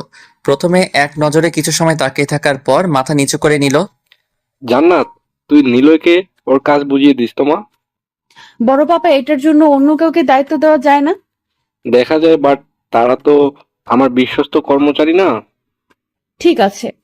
তোরা দুজন কথা বল, আমি আসছি। হুম। আঙ্কেল চলে গেল। কেমন আছো জান্নাত? এদিকে আসুন, আমি দেখিয়ে দিচ্ছি কিভাবে কাজ করতে হবে। আমি তোমাকে একটা প্রশ্ন করছি। উত্তর দেওয়ার প্রয়োজন মনে করি না। তোমার সাথে এত যা করেছি সেসবের জন্য আমি সরি। এটা আপনার বাসা না, এটা কাজের জায়গা। ভালো লাগলে কাজ করুন, না হলে রিজাইন লেটার দিয়ে চলে যান। তুমি কি আমার উপর এখনো রেগে আছো? আপনি আপনার কাজ করুন, কোনো সমস্যা হলে জিজ্ঞেস করবেন। আমার কোনো সমস্যা নেই, সব সমস্যা তোমার। কেন আমার সাথে এমন করছো? বাই। আমাকে কোনো কথা বলার সুযোগ না দিয়ে জান্নাত নিজের ডেস্কে গিয়ে বসলো। এমনিতেই মন খারাপ, তার উপর জান্নাতের এমন কথা বলা জাস্ট অসহ্য লাগছিল। চেয়ারে আর বসলাম না, ডেস্ক থেকে একটা ফাইল নিয়ে জান্নাতের ডেস্কে গেলাম। এই ফাইলটার কিছু বুঝতে পারছি না। আপনি এই ফাইলটাকে লক্ষ্য করেছেন? হ্যাঁ, প্রথম থেকে সমস্যা। এই সাদা ফাইল? ও সরি, ভুল করে এটা নিয়ে আসছি, অন্যটা আনতে হবে। আপনার কিছু আনতে হবে না, আমি নিজেই দেখিয়ে দিচ্ছি। আসো। জান্নাত আমার ডেস্কে এসে কাজ বুঝিয়ে দিল, কিন্তু ওর কথার কোনো পয়েন্ট আমি বুঝতে পারিনি। পারবো কি করে? আমার চোখটাই তো ছিল জান্নাতের ওই চেহারাটাই। বুঝতে পারছেন? না, আবার প্রথম থেকে বলো। শুনুন। এভাবে আরো 3বার যাওয়ার পর জান্নাতের কথাগুলো শুনলাম। বেশি কাজ না করে সারাটা দিন জান্নাতের দিকে তাকিয়ে থেকেই পার করলাম। অফিস টাইম শেষ করে বের হয়ে জান্নাতকে কিছু একটা বলতে যাব, তার আগে চলে গেল। আমিও আর দাঁড়িয়ে না থেকে ফ্ল্যাটে চলে আসলাম। কয়েকটা দিন জান্নাতের পেছনেই কেটে গেল। সব সময় কথা বলার সময় বিরক্তিকর ভাব নিয়ে কথা বলে। হয়তো আমাকে সহ্য করতে পারে না, তবে আমার কিছু যায় আসে না। জান্নাতকে সাথে নিয়ে দেশে যাব, এটাই ফাইনাল। রুমে শুয়ে আছি, শরীরটা ভালো লাগছে না। এখানকার আবহাওয়ার সাথে নিজেকে এখনো খাপ খাইয়ে নিতে পারিনি। শুয়ে শুয়ে জান্নাতের কথাই ভাবছি, তখনই আঙ্কেলের কল আসলো। নিলয় আজ অফিসে আসলো না যে? শরীরটা একটু খারাপ আঙ্কেল। কেন, কি সমস্যা? এমনি নতুন জায়গা, তাই একটু ঠান্ডা ঠান্ডা লাগছে, হয়তো জ্বর আসছে। ও, মেডিসিন খেয়ে বাসায় থাকো। জি। এখন রাখছি, সাবধানে থেকো। ঠিক আছে ভাই। আঙ্কেলের সাথে কথা বলা শেষ করে ঘুমানোর চেষ্টা করলাম, কিন্তু সেটা আর হলো না। 15 মিনিট পরেই কলিং বেলের শব্দ পেয়ে উঠে গেলাম। দরজা খুলে অনেকটা অবাক না হয়ে পারলাম না। এই সময় জান্নাত এখানে? কিছু বলতে যাব তার আগে ভিতরে ঢুকে আমাকে প্রশ্ন করলো, মেডিসিন কোথায়? তুমি নিজেই তো আমার মেডিসিন। একদম ঢং করবেন না, যেটা বলছি সেটা সোজাভাবে উত্তর দেন। কি জানতে চাও? ছাড়ুন আমাকে। যদি না ছাড়ি? চিৎকার করব। তো চুপ করে আছো কেন, করো। ছাড়ুন বলছি। আমার দিকে তাকাও, তাকাও আমার দিকে। কি হয়েছে? আমার কি হবে? তোমার কি হয়েছে তাই বলো। আমার কিছু হয়নি। তাহলে আমাকে কষ্ট দিচ্ছ কেন? আপনার সাথে আমার ডিভোর্স হয়ে গেছে, তাই এসব নিয়ে আমি আর কিছু বলতে চাই না। ঠিক আছে, আমি তোমার মুখ খোলার ব্যবস্থা করছি। জান্নাতকে দেয়ালের সাথে চেপে ধরে এক হাত দিয়ে ওর গাল ধরে দুজনের ঠোঁট এক করে দিলাম। অনেকটা সময় নিয়ে জান্নাতের ঠোঁট জোড়াকে নিজের দখলে রেখে মিষ্টি ভালোবাসা উপভোগ করতে লাগলাম। হঠাৎ করে জান্নাত ধাক্কা মেরে দূরে ঠেলে দিল। অগ্নিময় চোখ আর মুখে লজ্জার ছাপ, এখন যেন জান্নাতকে আগের থেকে আরো বেশি সুন্দর লাগছে। কেমন লাগলো সোনা বউ? একদম আমাকে বউ বলবি না, আমারই ভুল হয়েছে বড় পাপার কথা শুনে তোকে দেখতে এসে। কি বলতে চাইছো তুমি? এখানে তুমি তোমার নিজের ইচ্ছাতে আসো নাই। আমার বয়ে গেছে তোর কাছে নিয়ে ইচ্ছাতে আসতে। সবার কাছে কথাটা স্বাভাবিক লাগলেও আমার কাছে এটা মোটেও কোনো স্বাভাবিক কথা ছিল না। বুকের ভিতর চিনচিন ব্যথা অনুভব করছিলাম। ভাবতেও পারিনি জান্নাত অন্যের কথাতে আমার কাছে আসবে। হয়তো আমাকে আর ভালোবাসে না, বাসলে কখনো এভাবে কথা বলতো না। এভাবে হাবলার মতো দাঁড়িয়ে আছিস কেন? দুটো জান্নাতকে এক করতে পারছি না। একটা মেয়ে ছিল যে কিছুদিন আগেও আমাকে পাগলের মতো ভালোবাসতো, কিন্তু আমার সামনে যে মেয়ে দাঁড়িয়ে আছে সে মোটেও আমার ভালোবাসা জান্নাত না। বাসায় সবাইকে কথা দিয়েছিলাম আমার জান্নাতকে সাথে নিয়ে দেশে ফিরবো, কিন্তু সেই জান্নাতটাই তো আর নেই, অনেক আগেই হারিয়ে গেছে। তুমি আমার একটা কথা রাখবে প্লিজ? আর কখনো বলবো না। কি? লাস্ট একবার আমাকে জড়িয়ে ধরবে? সরি। আমাকে আর কোনো কথা বলার সময় না দিয়ে বাসা থেকে বের হয়ে গেল। মাথার মধ্যে হাজার প্রশ্ন ঘুরপাক খাচ্ছে। জান্নাত কি সত্যি আমাকে ভালোবাসে নাকি শুধুমাত্র তার ভালো লাগা? আরো 2 দিন অফিসে গেলাম না। এক মনে দেশে চলে যেতে চেয়েছিলাম, কিন্তু কি নিয়ে যাব? যার জন্য এসেছি সেই তো আমার সাথে যেতে নারাজ। মাথার মধ্যে থেকে সব চিন্তা ভাবনা ঝেড়ে ফেললাম। সকালে ঘুম থেকে উঠে নাস্তা করে অফিসে গেলাম। জান্নাত একটা মেয়ের সাথে হেসে হেসে কথা বলছে, সেদিকে কান না দিয়ে ডেস্কে বসে কাজ করতে লাগলাম। অনেকটা সময় কাজ করার পর হ্যারি আসলো। কি ভাই, এতদিন কোথায় ছিলেন? একটু অসুস্থ ছিলাম। স্যার কিন্তু কয়েকদিন অফিসে আসবে না। কেন? কিছু একটা কাজ আছে বলছে। সবাই এখন যার যার মতো কাজ করবে। কোনো সমস্যা হলে জান্নাত ম্যামের কাছ থেকে জিজ্ঞাসা করে নিতে বলেছেন। ও। ঠিক আছে ভাই, আসছি। আপনি কাজ করেন। হুম। হ্যারি চলে যাওয়ার পর আবার কাজে মনোযোগ দিলাম। কিছুক্ষণ পর জান্নাতের সাথে কথা বলা মেয়েটা আমার কাছে আসলো। আমি ভাবতে লাগলাম, ওনার মনে হয় কোনো কাজ নেই, সব সময় সবার সাথে কথা বলে। হাই। হাই। বাঙালি তাই না? জি। আমিও। বাংলায় কথা বলে দেখি বোঝা যায়। রাইট বলেছেন। আপনার নাম কি? নিলয়। আর আমি জাকিয়া। নাইস। আপনাকে তো গতকাল দেখলাম না। আসছিলাম না তাই। কেন? অসুস্থ তাই। প্রেম করেন? ভালোবাসি একজনকে, কিন্তু সে বাসে না। So sad. হুম। ওকে, তাহলে ফ্রেন্ড। ওকে। আপনি এখানে? নিউ জয়েন করেছি। আপনি এখানে পরিবারের সাথে থাকেন? না, একা থাকি। রান্না করতে পারেন? না, কেন? তাহলে খাবার পান কোথায়? রেস্টুরেন্ট থেকে কিনতে হয়। যে টাকা স্যালারি পান সেটা তো আপনার নিজের পেছনেই শেষ হয়ে যায়। বাসায় কি পাঠান? জান্নাত হঠাৎ করে বলে উঠল, এত কথা কিসের? সবাই নিজের কাজে মনোযোগ দেন। মনে রাখবেন, এটা কথা বলার জায়গা না, এটা একটা অফিস। উনি আমাদের উদ্দেশ্য করে বলছেন, আপনি এখন ডেস্কে গিয়ে কাজ করেন। ঠিক আছে, পরে কথা হবে। হুম। বাই। জাকিয়া নিজের ডেস্কে চলে গেলে আবার কাজে মনোযোগ দিলাম। অনেকটা সময় কাজ করার পর জাকিয়া আসলো। লাঞ্চ করবেন না? হুম, করব। তাহলে আসুন। আর আপু, তুই যাবি না? হুম, যাব। আয় তাড়াতাড়ি। 3 জন মিলে লাঞ্চ রুমে আসলাম। নিলয়, এই হচ্ছে আমার আপু। আর আপু, এটা হচ্ছে নিলয়, বাংলাদেশ থেকে। ও হাই নিলয়। হ্যাঁ আপু, কেমন আছেন আপু? জাকিয়া, তুই ওনাকে বল আমার কোনো ভাই নেই। আর একবার যদি আপু বলে, আমি তোর মুখের দাঁত ফেলে দেব। কেন আপু? ভয় পাবেন না, আমাকে বা জাকিয়া কাউকে থাপ্পড় দেয়নি। লাঞ্চ করার টেবিলে উপরে দিয়েছে। আপু, তুই রাগ করছিস কেন? তুই ওকে বল আমার সাথে যেন কথা না বলে। যদি বলে কি করব নিজেও জানি না। তুমি শান্ত হও, ও তোমাকে আর কিছু বলবে না। নিলয়, চুপ, ঠিক আছে? ঠিক আছে। সবাই মিলে লাঞ্চ করার পর জান্নাত আগেভাগে বেরিয়ে গেল। জাকিয়া, জান্নাত তোমার কেমন আপু? আমার চাচুর মেয়ে। জান্নাত তোমার কাজিন? হ্যাঁ। তাহলে তুমি নিজের বাবার অফিসে কিভাবে কাজ করছো? আমার কাজ করতে ভালো লাগে তাই। একটা হেল্প করতে পারবে? কি হেল্প? তার আগে তোমাকে কিছু কথা বলি, শোনো। ওকে, বলো। জান্নাত আর আমার সম্পর্কে সবটাই খুলে বললাম। তার মানে আপনি আমার একমাত্র দুলাভাই? হুম। তো এখন আমাকে কি করতে হবে? যা যা করতে বলি। কিন্তু আপু যদি রাগ করে? করবে না। করলে আমি এখান থেকে দেশে চলে যাব, কারণ এভাবে আর চলা সম্ভব না। ঠিক আছে, তাই হবে। দুজনে মিলে প্ল্যান করে যার যার ডেস্কে গিয়ে বসলাম। জাকিয়ার ডেস্ক আমার সামনে থাকাতে খুব ভালোভাবেই প্ল্যানটা কাজে লাগাতে লাগলাম। জান্নাতকে দেখিয়ে দেখিয়ে জাকিয়ার সাথে কথা বলতে লাগলাম। বলতে গেলে অনেকটা প্রেম নিয়ে কথাবার্তা বলছিলাম। জান্নাতের দিকে তাকিয়ে দেখলাম, দাঁতের উপর দাঁত দেখে রাগী চেহারা নিয়ে আমার দিকে তাকিয়ে আছে। দিনটা এইভাবেই পার করলাম। পরের দিন অফিসে বসে জাকিয়ার সাথে কথা হেসে হেসে কথা বলছিলাম, কিন্তু কোথা থেকে যেন বউটা কলার ধরে অফিসের অডিটোরিয়াম রুমে নিয়ে গেল। অনেকটা সময় ধরে লক্ষ্য করছিলাম জান্নাত আমার দিকে রাগী চেহারায় তাকিয়ে আছে, কিন্তু সেদিকে চোখ না দিয়ে রাগানোর জন্য আরো বেশি করে কথা বলছিলাম, যেটা ফলস্বরূপ বাচ্চা ছেলেটাকে কলার ধরে একা একটা রুমে নিয়ে আসলো। দুজনেই চুপ করে আছি, তাই আমি নিজেই কথা বলা শুরু করলাম। কলার ছাড়ো। ছাড়বো না। আমি ধরলে তো দোষ হবে। আমিও ধরি।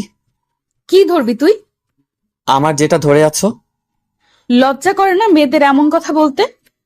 তোমার লজ্জা লাগে না একটা নিষ্পাপ ছেলেকে একা পেয়ে নির্যাতন করতে? কুত্তা, তুই নিষ্পাপ ছেলে। নয়তো কি? তোকে জুতা দিয়ে মারা দরকার। তোমাকেও। মারলে কেন? তুই কোনো মেয়ের সাথে কথা বলবি না। শুধু জাকিয়ার সাথে বলবো। কারোর সাথেই বলতে পারবি না। কেন বলবো না? আমি বলছি তাই। তুমি কে? আমি কে তাই না? তো কিছু বলার সুযোগ না দিয়েই দুজনের ঠোঁট এক করে দিল। আহা, আমি তো এটাই চাইছিলাম। গোলাপ রাঙা ঠোঁটের উষ্ণতা পেতেই যে এত প্ল্যান। জান্নাতের এমন ডাকে সাড়া না দিয়ে কোনো উপায় নেই। ওর সাথে তাল মিলাতেই আমার মাথার চুল খামচে ধরলো। দুজনে এভাবে অডিটোরিয়াম রুমে থাকার পর জান্নাত আমাকে ছেড়ে দিয়ে কান্না করতে লাগলো। কি হলো? এভাবে কান্না করছো কেন?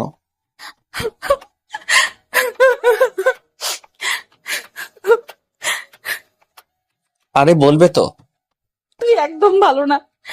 আমি বারণ করে দিতেই অন্য মেয়ের সাথে প্রেম করতে শুরু করছিস। ওটা তো অন্য কোনো মেয়ে না, তোমার কাজিন শোনাবো। একদম বউ বলবি না। তুই আমাকে ডিভোর্স দিয়েছিস। আর তুই জাকিয়াকে কিভাবে চিনিস? কথা বলতে বলতে আর ওর সাথে প্ল্যান করেই তো তোমার ঠোঁটের উষ্ণতা পেলাম। তাহলে এটাও তোর নাটক ছিল? নাটক না ডার্লিং, এটা ভালোবাসা ছিল। জান্নাতকে শক্ত করে জড়িয়ে ধরলাম। ছাড় আমাকে। কেন? আমি তো নাটকীয় ভালোবাসা চাই না। এটা নাটক থাকলেও তোমাকে পাওয়ার জন্য। আমি তোর নাটককে বিশ্বাস করি না। দূর, তুমি শুধু উল্টা বুঝো। তাতে তোর কি? তুমি আমার বউ। তোকে আমি ডিভোর্স দিয়েছি। বাট আমি সাইন করিনি। তো তো তুমি আমার বউ। তোকে আমি স্বামী মানি না। যে সব সময় মিথ্যা বলে তাকে আমি বিশ্বাস করি না। শোনো, কোনো শোনাশুনি নাই। তোকে 3 দিন সময় দিলাম, এর মধ্যে যদি তুই এসব ছেড়ে দিয়ে আমাকে ভালোবাসার নমুনা দেখাতে পারিস তাহলে আমি তোকে নতুন করে বিয়ে করব। আর যদি সেটা না পারিস তাহলে গুড বাই। সবসময় এমন করো কেন? বাই। শোনো তো একটা কথা। কি? আর একটা পাপ্পি দাও। থাপ্পড় দেয়? থাক, লাগবে না। আমি জাকেয়ার থেকে এবার সত্যি সত্যি নিব। মেরে ফেলবো একদম। হুম, যদি মরে যেতাম। আর আজে বাজে কথা বলবি না। আর মনে রাখবি 3 দিন সময় আছে। জানি আমি। বাই। আর কোনো কথা না বলে জান্নাত অডিটোরিয়াম রুম থেকে বের হয়ে গেল। আমিও আর ভিতরে না থেকে জান্নাতের পিছু পিছু রুম থেকে বের হয়ে আসলাম। জান্নাত ওর ডেস্কে বসে জাকিয়ার সাথে কথা বলছে। ডেস্কে বসে ভাবছি কি করা যায়। মাথায় হাত দিয়ে চেয়ারে বসে আছি। এই যে দুলা ভাই, কি ভাবছেন? ভাবছি কিভাবে জান্নাতকে ভালোবাসার নমুনা দেখানো যায়, সেটাও আবার ইমপ্রেস করে। এটা কোনো ব্যাপার হলো নাকি? তাহলে কি করব? শোনেন, আপুকে বুঝতে পারছেন কি করতে হবে? বাট আমার একার দ্বারা এসব সম্ভব না। কম করে হলেও সাথে দুজন লাগবে। অফিসে কারোর সাথে বন্ধুত্ব হয়নি? হয়েছে, বাট একজন। কে? হ্যারি, মানে ওর আসল নাম হুসাইন। ভালোই হয়েছে, তিনিও বাংলাদেশী। হুম। আপনারা দুজন আছেন, আর জেমসকে আমি বলে দিব যেন আপনাকে সব দিক থেকে হেল্প করে। জেমসকে? আমার ছোট ভাই। ও, তুমি ওকে এই ঠিকানাতে আগামীকাল পাঠিয়ে দিও। ঠিক আছে, এখন আপনি কাজ করুন, আমিও আমার কাজ করি। ওকে। জাকিয়া নিজের ডেস্কে চলে গেল। কিছু সময় ডেস্কে বসে থাকার পর হ্যারির কাছে গেলাম। Hi Harry. হ্যালো। তা ভাই, কি মনে করে? অফিস থেকে ছুটি নিতে হবে। কার? আপনার। কেন? আমার সাথে কিছু কাজ করতে হবে। কি এমন কাজ যার জন্য অফিস থেকে ছুটি নিতে হবে? নিলেই বুঝতে পারবেন। ওকে, বাট ম্যাম কি দিবে? আমার সাথে আসলেই দিবে। ওকে, চলেন তাহলে। হ্যারিকে সাথে নিয়ে জান্নাতের কাছে আসলাম। জান্নাত, তোমার সাথে কিছু কথা ছিল। কি কথা? আমাদের 3 দিনের জন্য ছুটি দিতে হবে। কেন? একজনকে ভালোবাসার নমুনা দেখাতে হবে। ঢং। তাহলে ওনাকে সাথে নেওয়ার কি আছে? প্রয়োজন আছে ম্যাডাম বউ। তুই আবার বউ বলছিস? তাহলে আপু বলি। খুন করব কুত্তা। হাসছিস কেন? এমনি। ওকে, এখন গেলাম। জান্নাতের থেকে চলে এসে ডেস্কে বসলাম। ভাই, একটা সত্যি কথা বলবেন? কেন বলবো না, বলেন। আপনার আর জান্নাত ম্যামের মধ্যে কিসের সম্পর্ক? আগামীকাল এই ঠিকানায় চলে আসবেন, সব কথা সাজিয়ে বলবো। এটা কার ঠিকানা? আমার ফ্ল্যাটের। ফ্ল্যাটে আর কেউ নাই? না। ঠিক আছে, কাল সব শুনবো। আর সকাল সকাল চলে আসবেন। ঠিক আছে, এখন ভাই কাজ করতে হবে। বাই। হ্যারি চলে যাওয়ার পর কাজে মন দিলাম। কাল হতেই কিছু একটা শুরু করতে হবে। অফিস টাইম শেষ হতেই বাসায় চলে গেলাম। সকালে ঘুম থেকে উঠে নাস্তা করে বাসায় বসে আছি। প্ল্যান মোতাবেক আজ থেকে কাজ করতে হবে। ভাবছেন কি এমন কাজ, তাই না? আচ্ছা শুনুন, পরশু জান্নাতের বার্থডে, তাই বাসা খুব সুন্দর করে সাজিয়ে ভালোবাসি কথাটা নতুন করে বলবো। আর এমনিতেই আমি জানি জান্নাত আমাকে ভালোবাসে। যদি খুব তাড়াতাড়ি ভালোবাসা কথাটা বলতে চাইতাম বা জান্নাতকে কাছে পেতে চাইতাম, তাহলে সেই দিন হাত কেটে জান্নাতের সামনে দাঁড়িয়ে থাকতাম।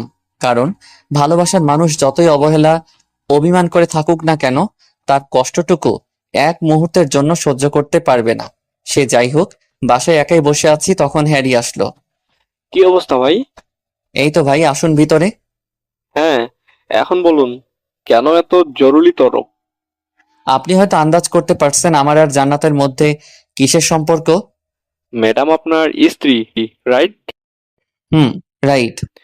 কিন্তু ভাই, আপনার আর ম্যাডামের মধ্যে এমন চলাফেরা কেন? আই মিন, আপনাকে আর ম্যাডামকে স্বামী স্ত্রী মনে হয় না। কারণ জান্নাত আমার উপর রাগ করেছে। কেন, জানতে পারি? ভয় দেখিয়েছিলাম, সাথে মিথ্যা বলছি। ও, তাই এখন কি করতে হবে? কি করতে হবে সেটার জন্যই ডাকা, বাট আরেকজন আসবে। কে? এমডি স্যারের ছেলে। সে নিজেও আমার মতো আপনার কাছে হেল্প করতে আসবে। ভাই, আপনি তো সেই মাল।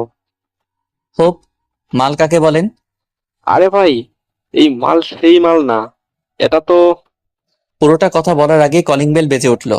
হ্যারিকে বসিয়ে রেখে উঠে গেলাম। দরজা খুলে দিতে একটা ছেলেকে দেখলাম। হাই, আমি জেমস, আপনার শালাবাবু। ভিতরে আসো। উনি কে? হ্যারি এটা হলো আমার একমাত্র শালা।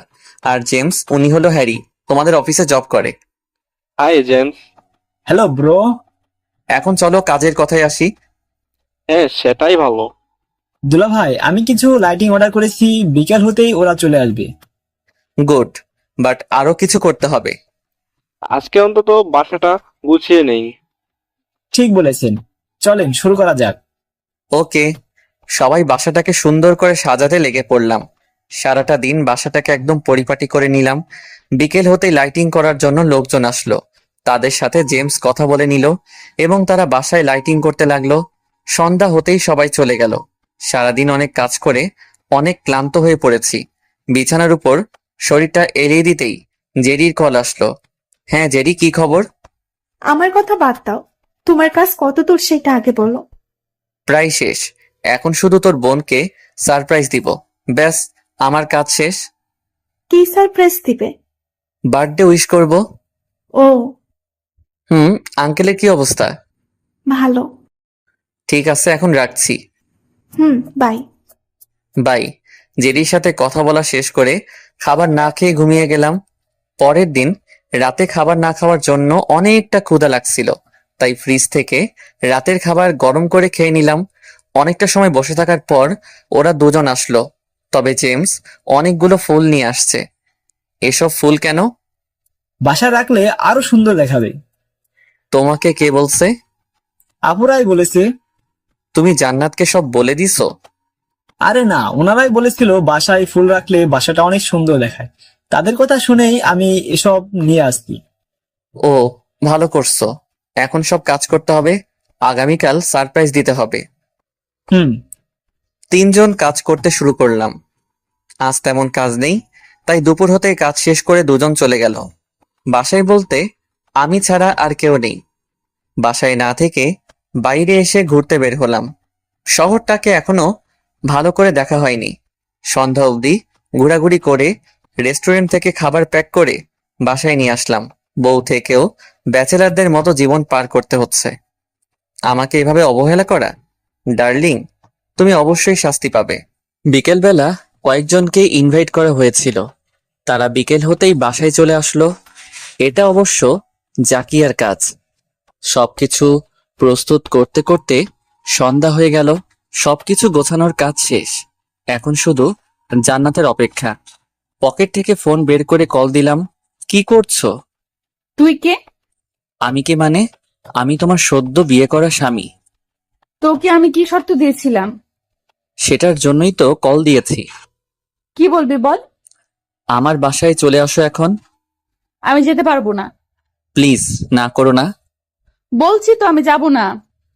তুমি চাও এখন আমি খারাপ কিছু করি?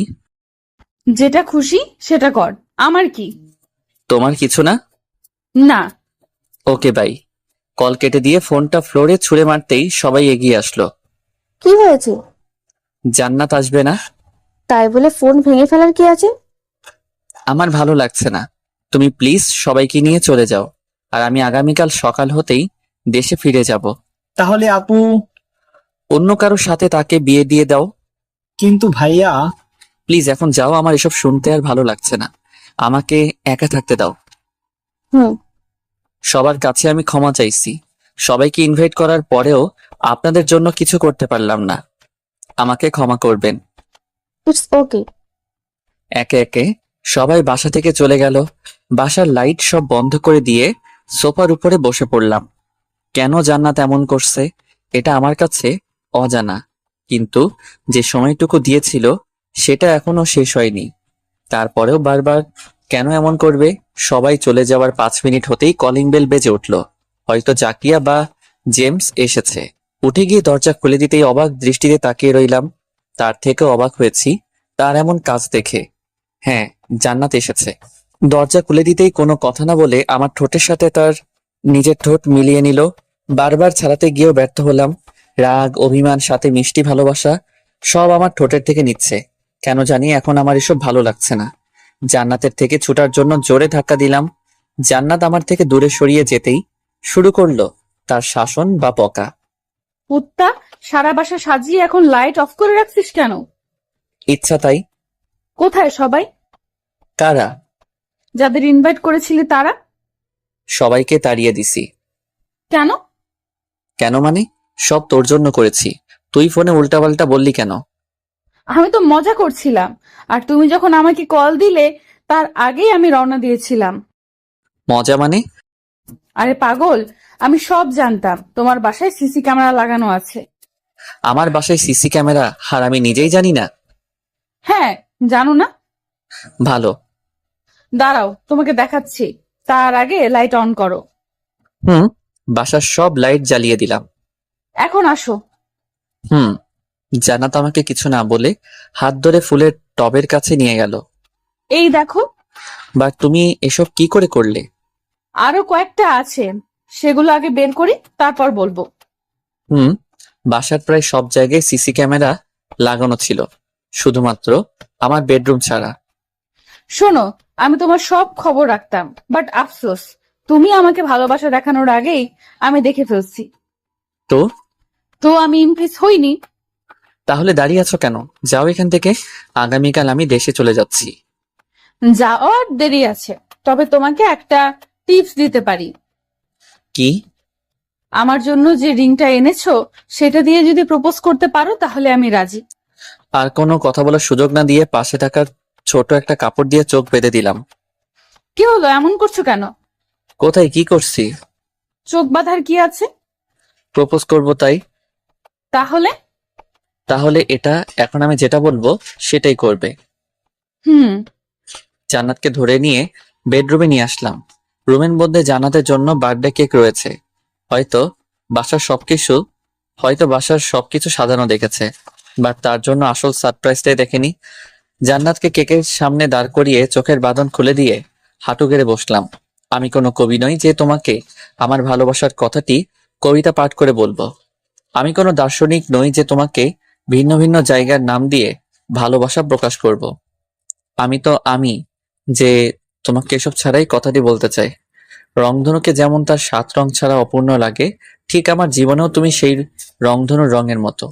তোমাকে ছাড়া আমার জীবনটাও যে অপূর্ণ। খুব ভালোবাসি তোমাকে ম্যাডাম বউ। I love you and happy birthday. Jannat প্রথম থেকে কান্না করছে, তবে এটা যে কোনো দুঃখের কান্না না, এটা রাগ, অভিমান, কষ্টকে দূরে ঠেলে দিয়ে সুখের কান্না। জান্নাত মাথা ঝাঁকিয়ে জড়িয়ে ধরে আমার মুখে পাগলের মতো কিস করতে লাগলো। খুব ভালোবাসি তোমাকে। কেকটা কাটো। হুম।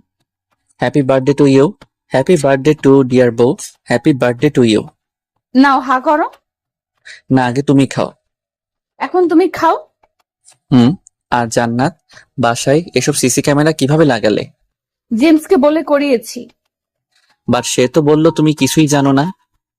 মিথ্যা বলেছে, একদম তোমার মতো। আমি মোটেও মিথ্যা কথা বলি না। হুম। ধোয়া তুলসী পাতা, তাই না? একদম রাইট। হুম। খাওয়া দাওয়া শেষ করে বিছানার উপর বসে পড়লাম। হঠাৎ কিছু একটা মনে পড়তেই ড্রয়ার থেকে ডিভোর্স লেটারটা বের করে জান্নাতের কাছে এগিয়ে দিলাম। কি এটা? আমাকে যে ডিভোর্স দিয়েছিলে সেটা। তুমি সাইন করেছিলে? আরে না। তাহলে এটা এখানে কি করছে? ফেলে দিলেই তো হয়। এখন কি করবে? কি করব? তুমি জানো না? না। আমাদের কিন্তু বিয়ের পর আসল কাজটাই করা হয়নি। কি করা হয়নি? বিয়ের রাতে সবাই যেটা করে। আবার যখন দেশে গিয়ে বিয়ে হবে তখন সব হবে, তার আগে না। প্লিজ, আজ করি না। জি না। অপূর্ণ কাজ কিন্তু একদম ভালো না। এটা মোটেও অপূর্ণ না। এখন যদি আমি তোমাকে জোর করি, কি করতে পারবে তুমি? কাজ করেই দেখো, তোমার উপর দিয়ে সিডর বয়ে যাবে। তাই বুঝি? নিলয়, ছাড়ো আমাকে। ছাড়বো না। আমি কিন্তু চিৎকার করব। করতে পারো সত্যিই কিন্তু করব। তো করো। ওকে ওকে। শব্দ হতে না হতেই জান্নাতের ঠোঁটে বন্ধ করে নিলাম। অনেকটা সময় জান্নাতের নরম ঠোঁটের উষ্ণতা উপভোগ করার পর আমাকে ধাক্কা দিয়ে বিছানার উপর ফেলে দিল। খুব শখ, তাই না? হুম, অনেক। হুম, অনেক। দেখাচ্ছি তোমাকে। বিছানার উপর আমাকে শোয়া অবস্থায় রেখে জান্নাত আমার উপরে চেপে বসলো। থেমে গেলে কেন? চুপ হারামি। আমি যেটা করছি সেটা চুপচাপ দেখবি। যা, লাইট বন্ধ করে আয়। Okay dear. লাইট বন্ধ করে দেওয়ার পর কি হয়েছে কিছু একটা অনুভব করলাম। কি হয়েছে সেটা অবশ্য বুঝতেই পারছেন, তাই আর আলাদা করে বললাম না। সকালে ঘুম থেকে উঠে জান্নাতের মাথা বুকের উপরে অনুভব করতেই চুপচাপ শুয়ে রইলাম। একদম আগের মতো নিষ্পাপ আর মায়াবী লাগছে। জান্নাতকে ভয় পাই অনেক বেশি, কারণ ওর পাগলাটে স্বভাব। যখন ইচ্ছা যেটা সেটা করে ফেলতে পারে। শক্ত করে ধরে, আবার ঘুমানোর চেষ্টা করলাম, কিন্তু জান্নাতের কথাই আর হলো না। ওই, ওঠো এখন। না, আর একটু। জি না, এখনই উঠতে হবে। উঠে কি করবা? অফিস যাওয়া বন্ধ, সারাদিন রোমান্স চলবে। রাতে যেটা হয়েছে ওটাই অনেক। এখন দেশে গিয়ে সব হবে। তাহলে আজকেই চলো দেশে যাই। এত তারা কিসের বাবু? এটা পিচ্চি বাবুর জন্য। হুম। বলে আমার বাবুটা অনেক লজ্জা লাগে। লজ্জা লাগবে কেন?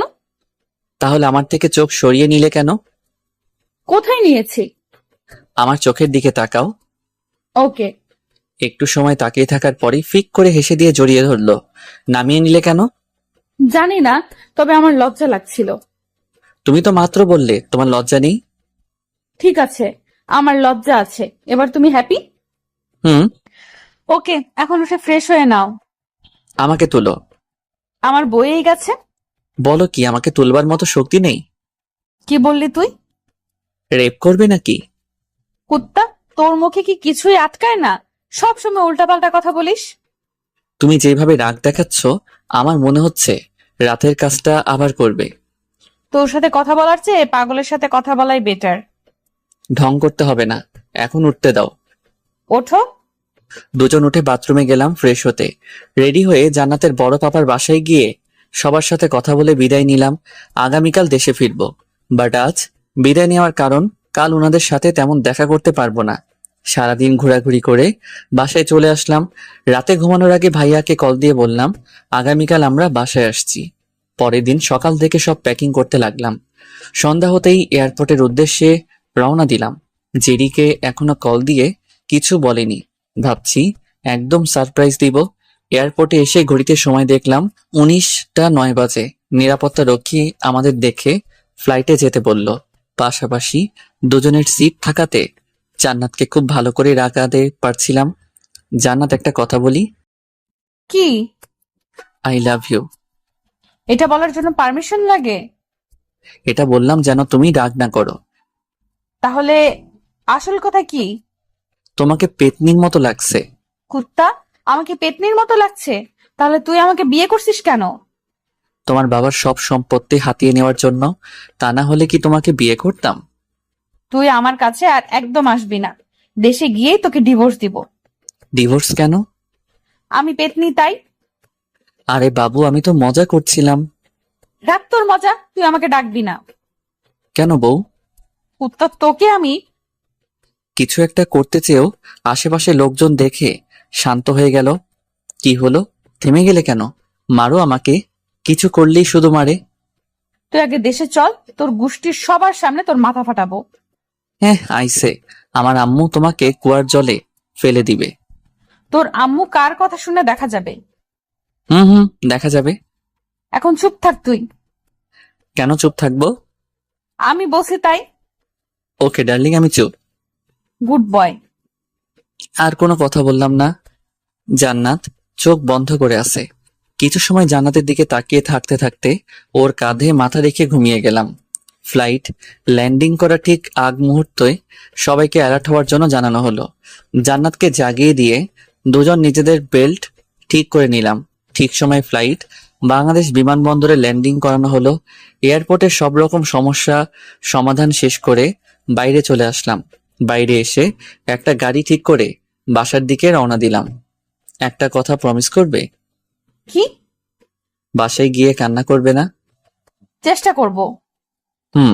দুপুরের দিকে নিজ এলাকাতে আসলাম, তবে আগেই বাসায় যাব না। এখন জান্নাতদের বাসায় গিয়ে জেরিকে উপহার দিয়েই বাসায় ফিরবো। জান্নাত অবশ্য জিজ্ঞাসা করছে কেন তাদের বাসায় যাচ্ছি, তবে বলিনি। সে যাই হোক, জান্নাতদের বাসায় এসে কলিং বেল বাজাতেই জেরি এসে দরজা খুলে দিল। আপু, কেন আমাকে ছেড়ে গেছিলি? আমি আমার নিজের ভুলগুলো তোর ডায়েরি থেকে পড়ে জানতে পেরেছি।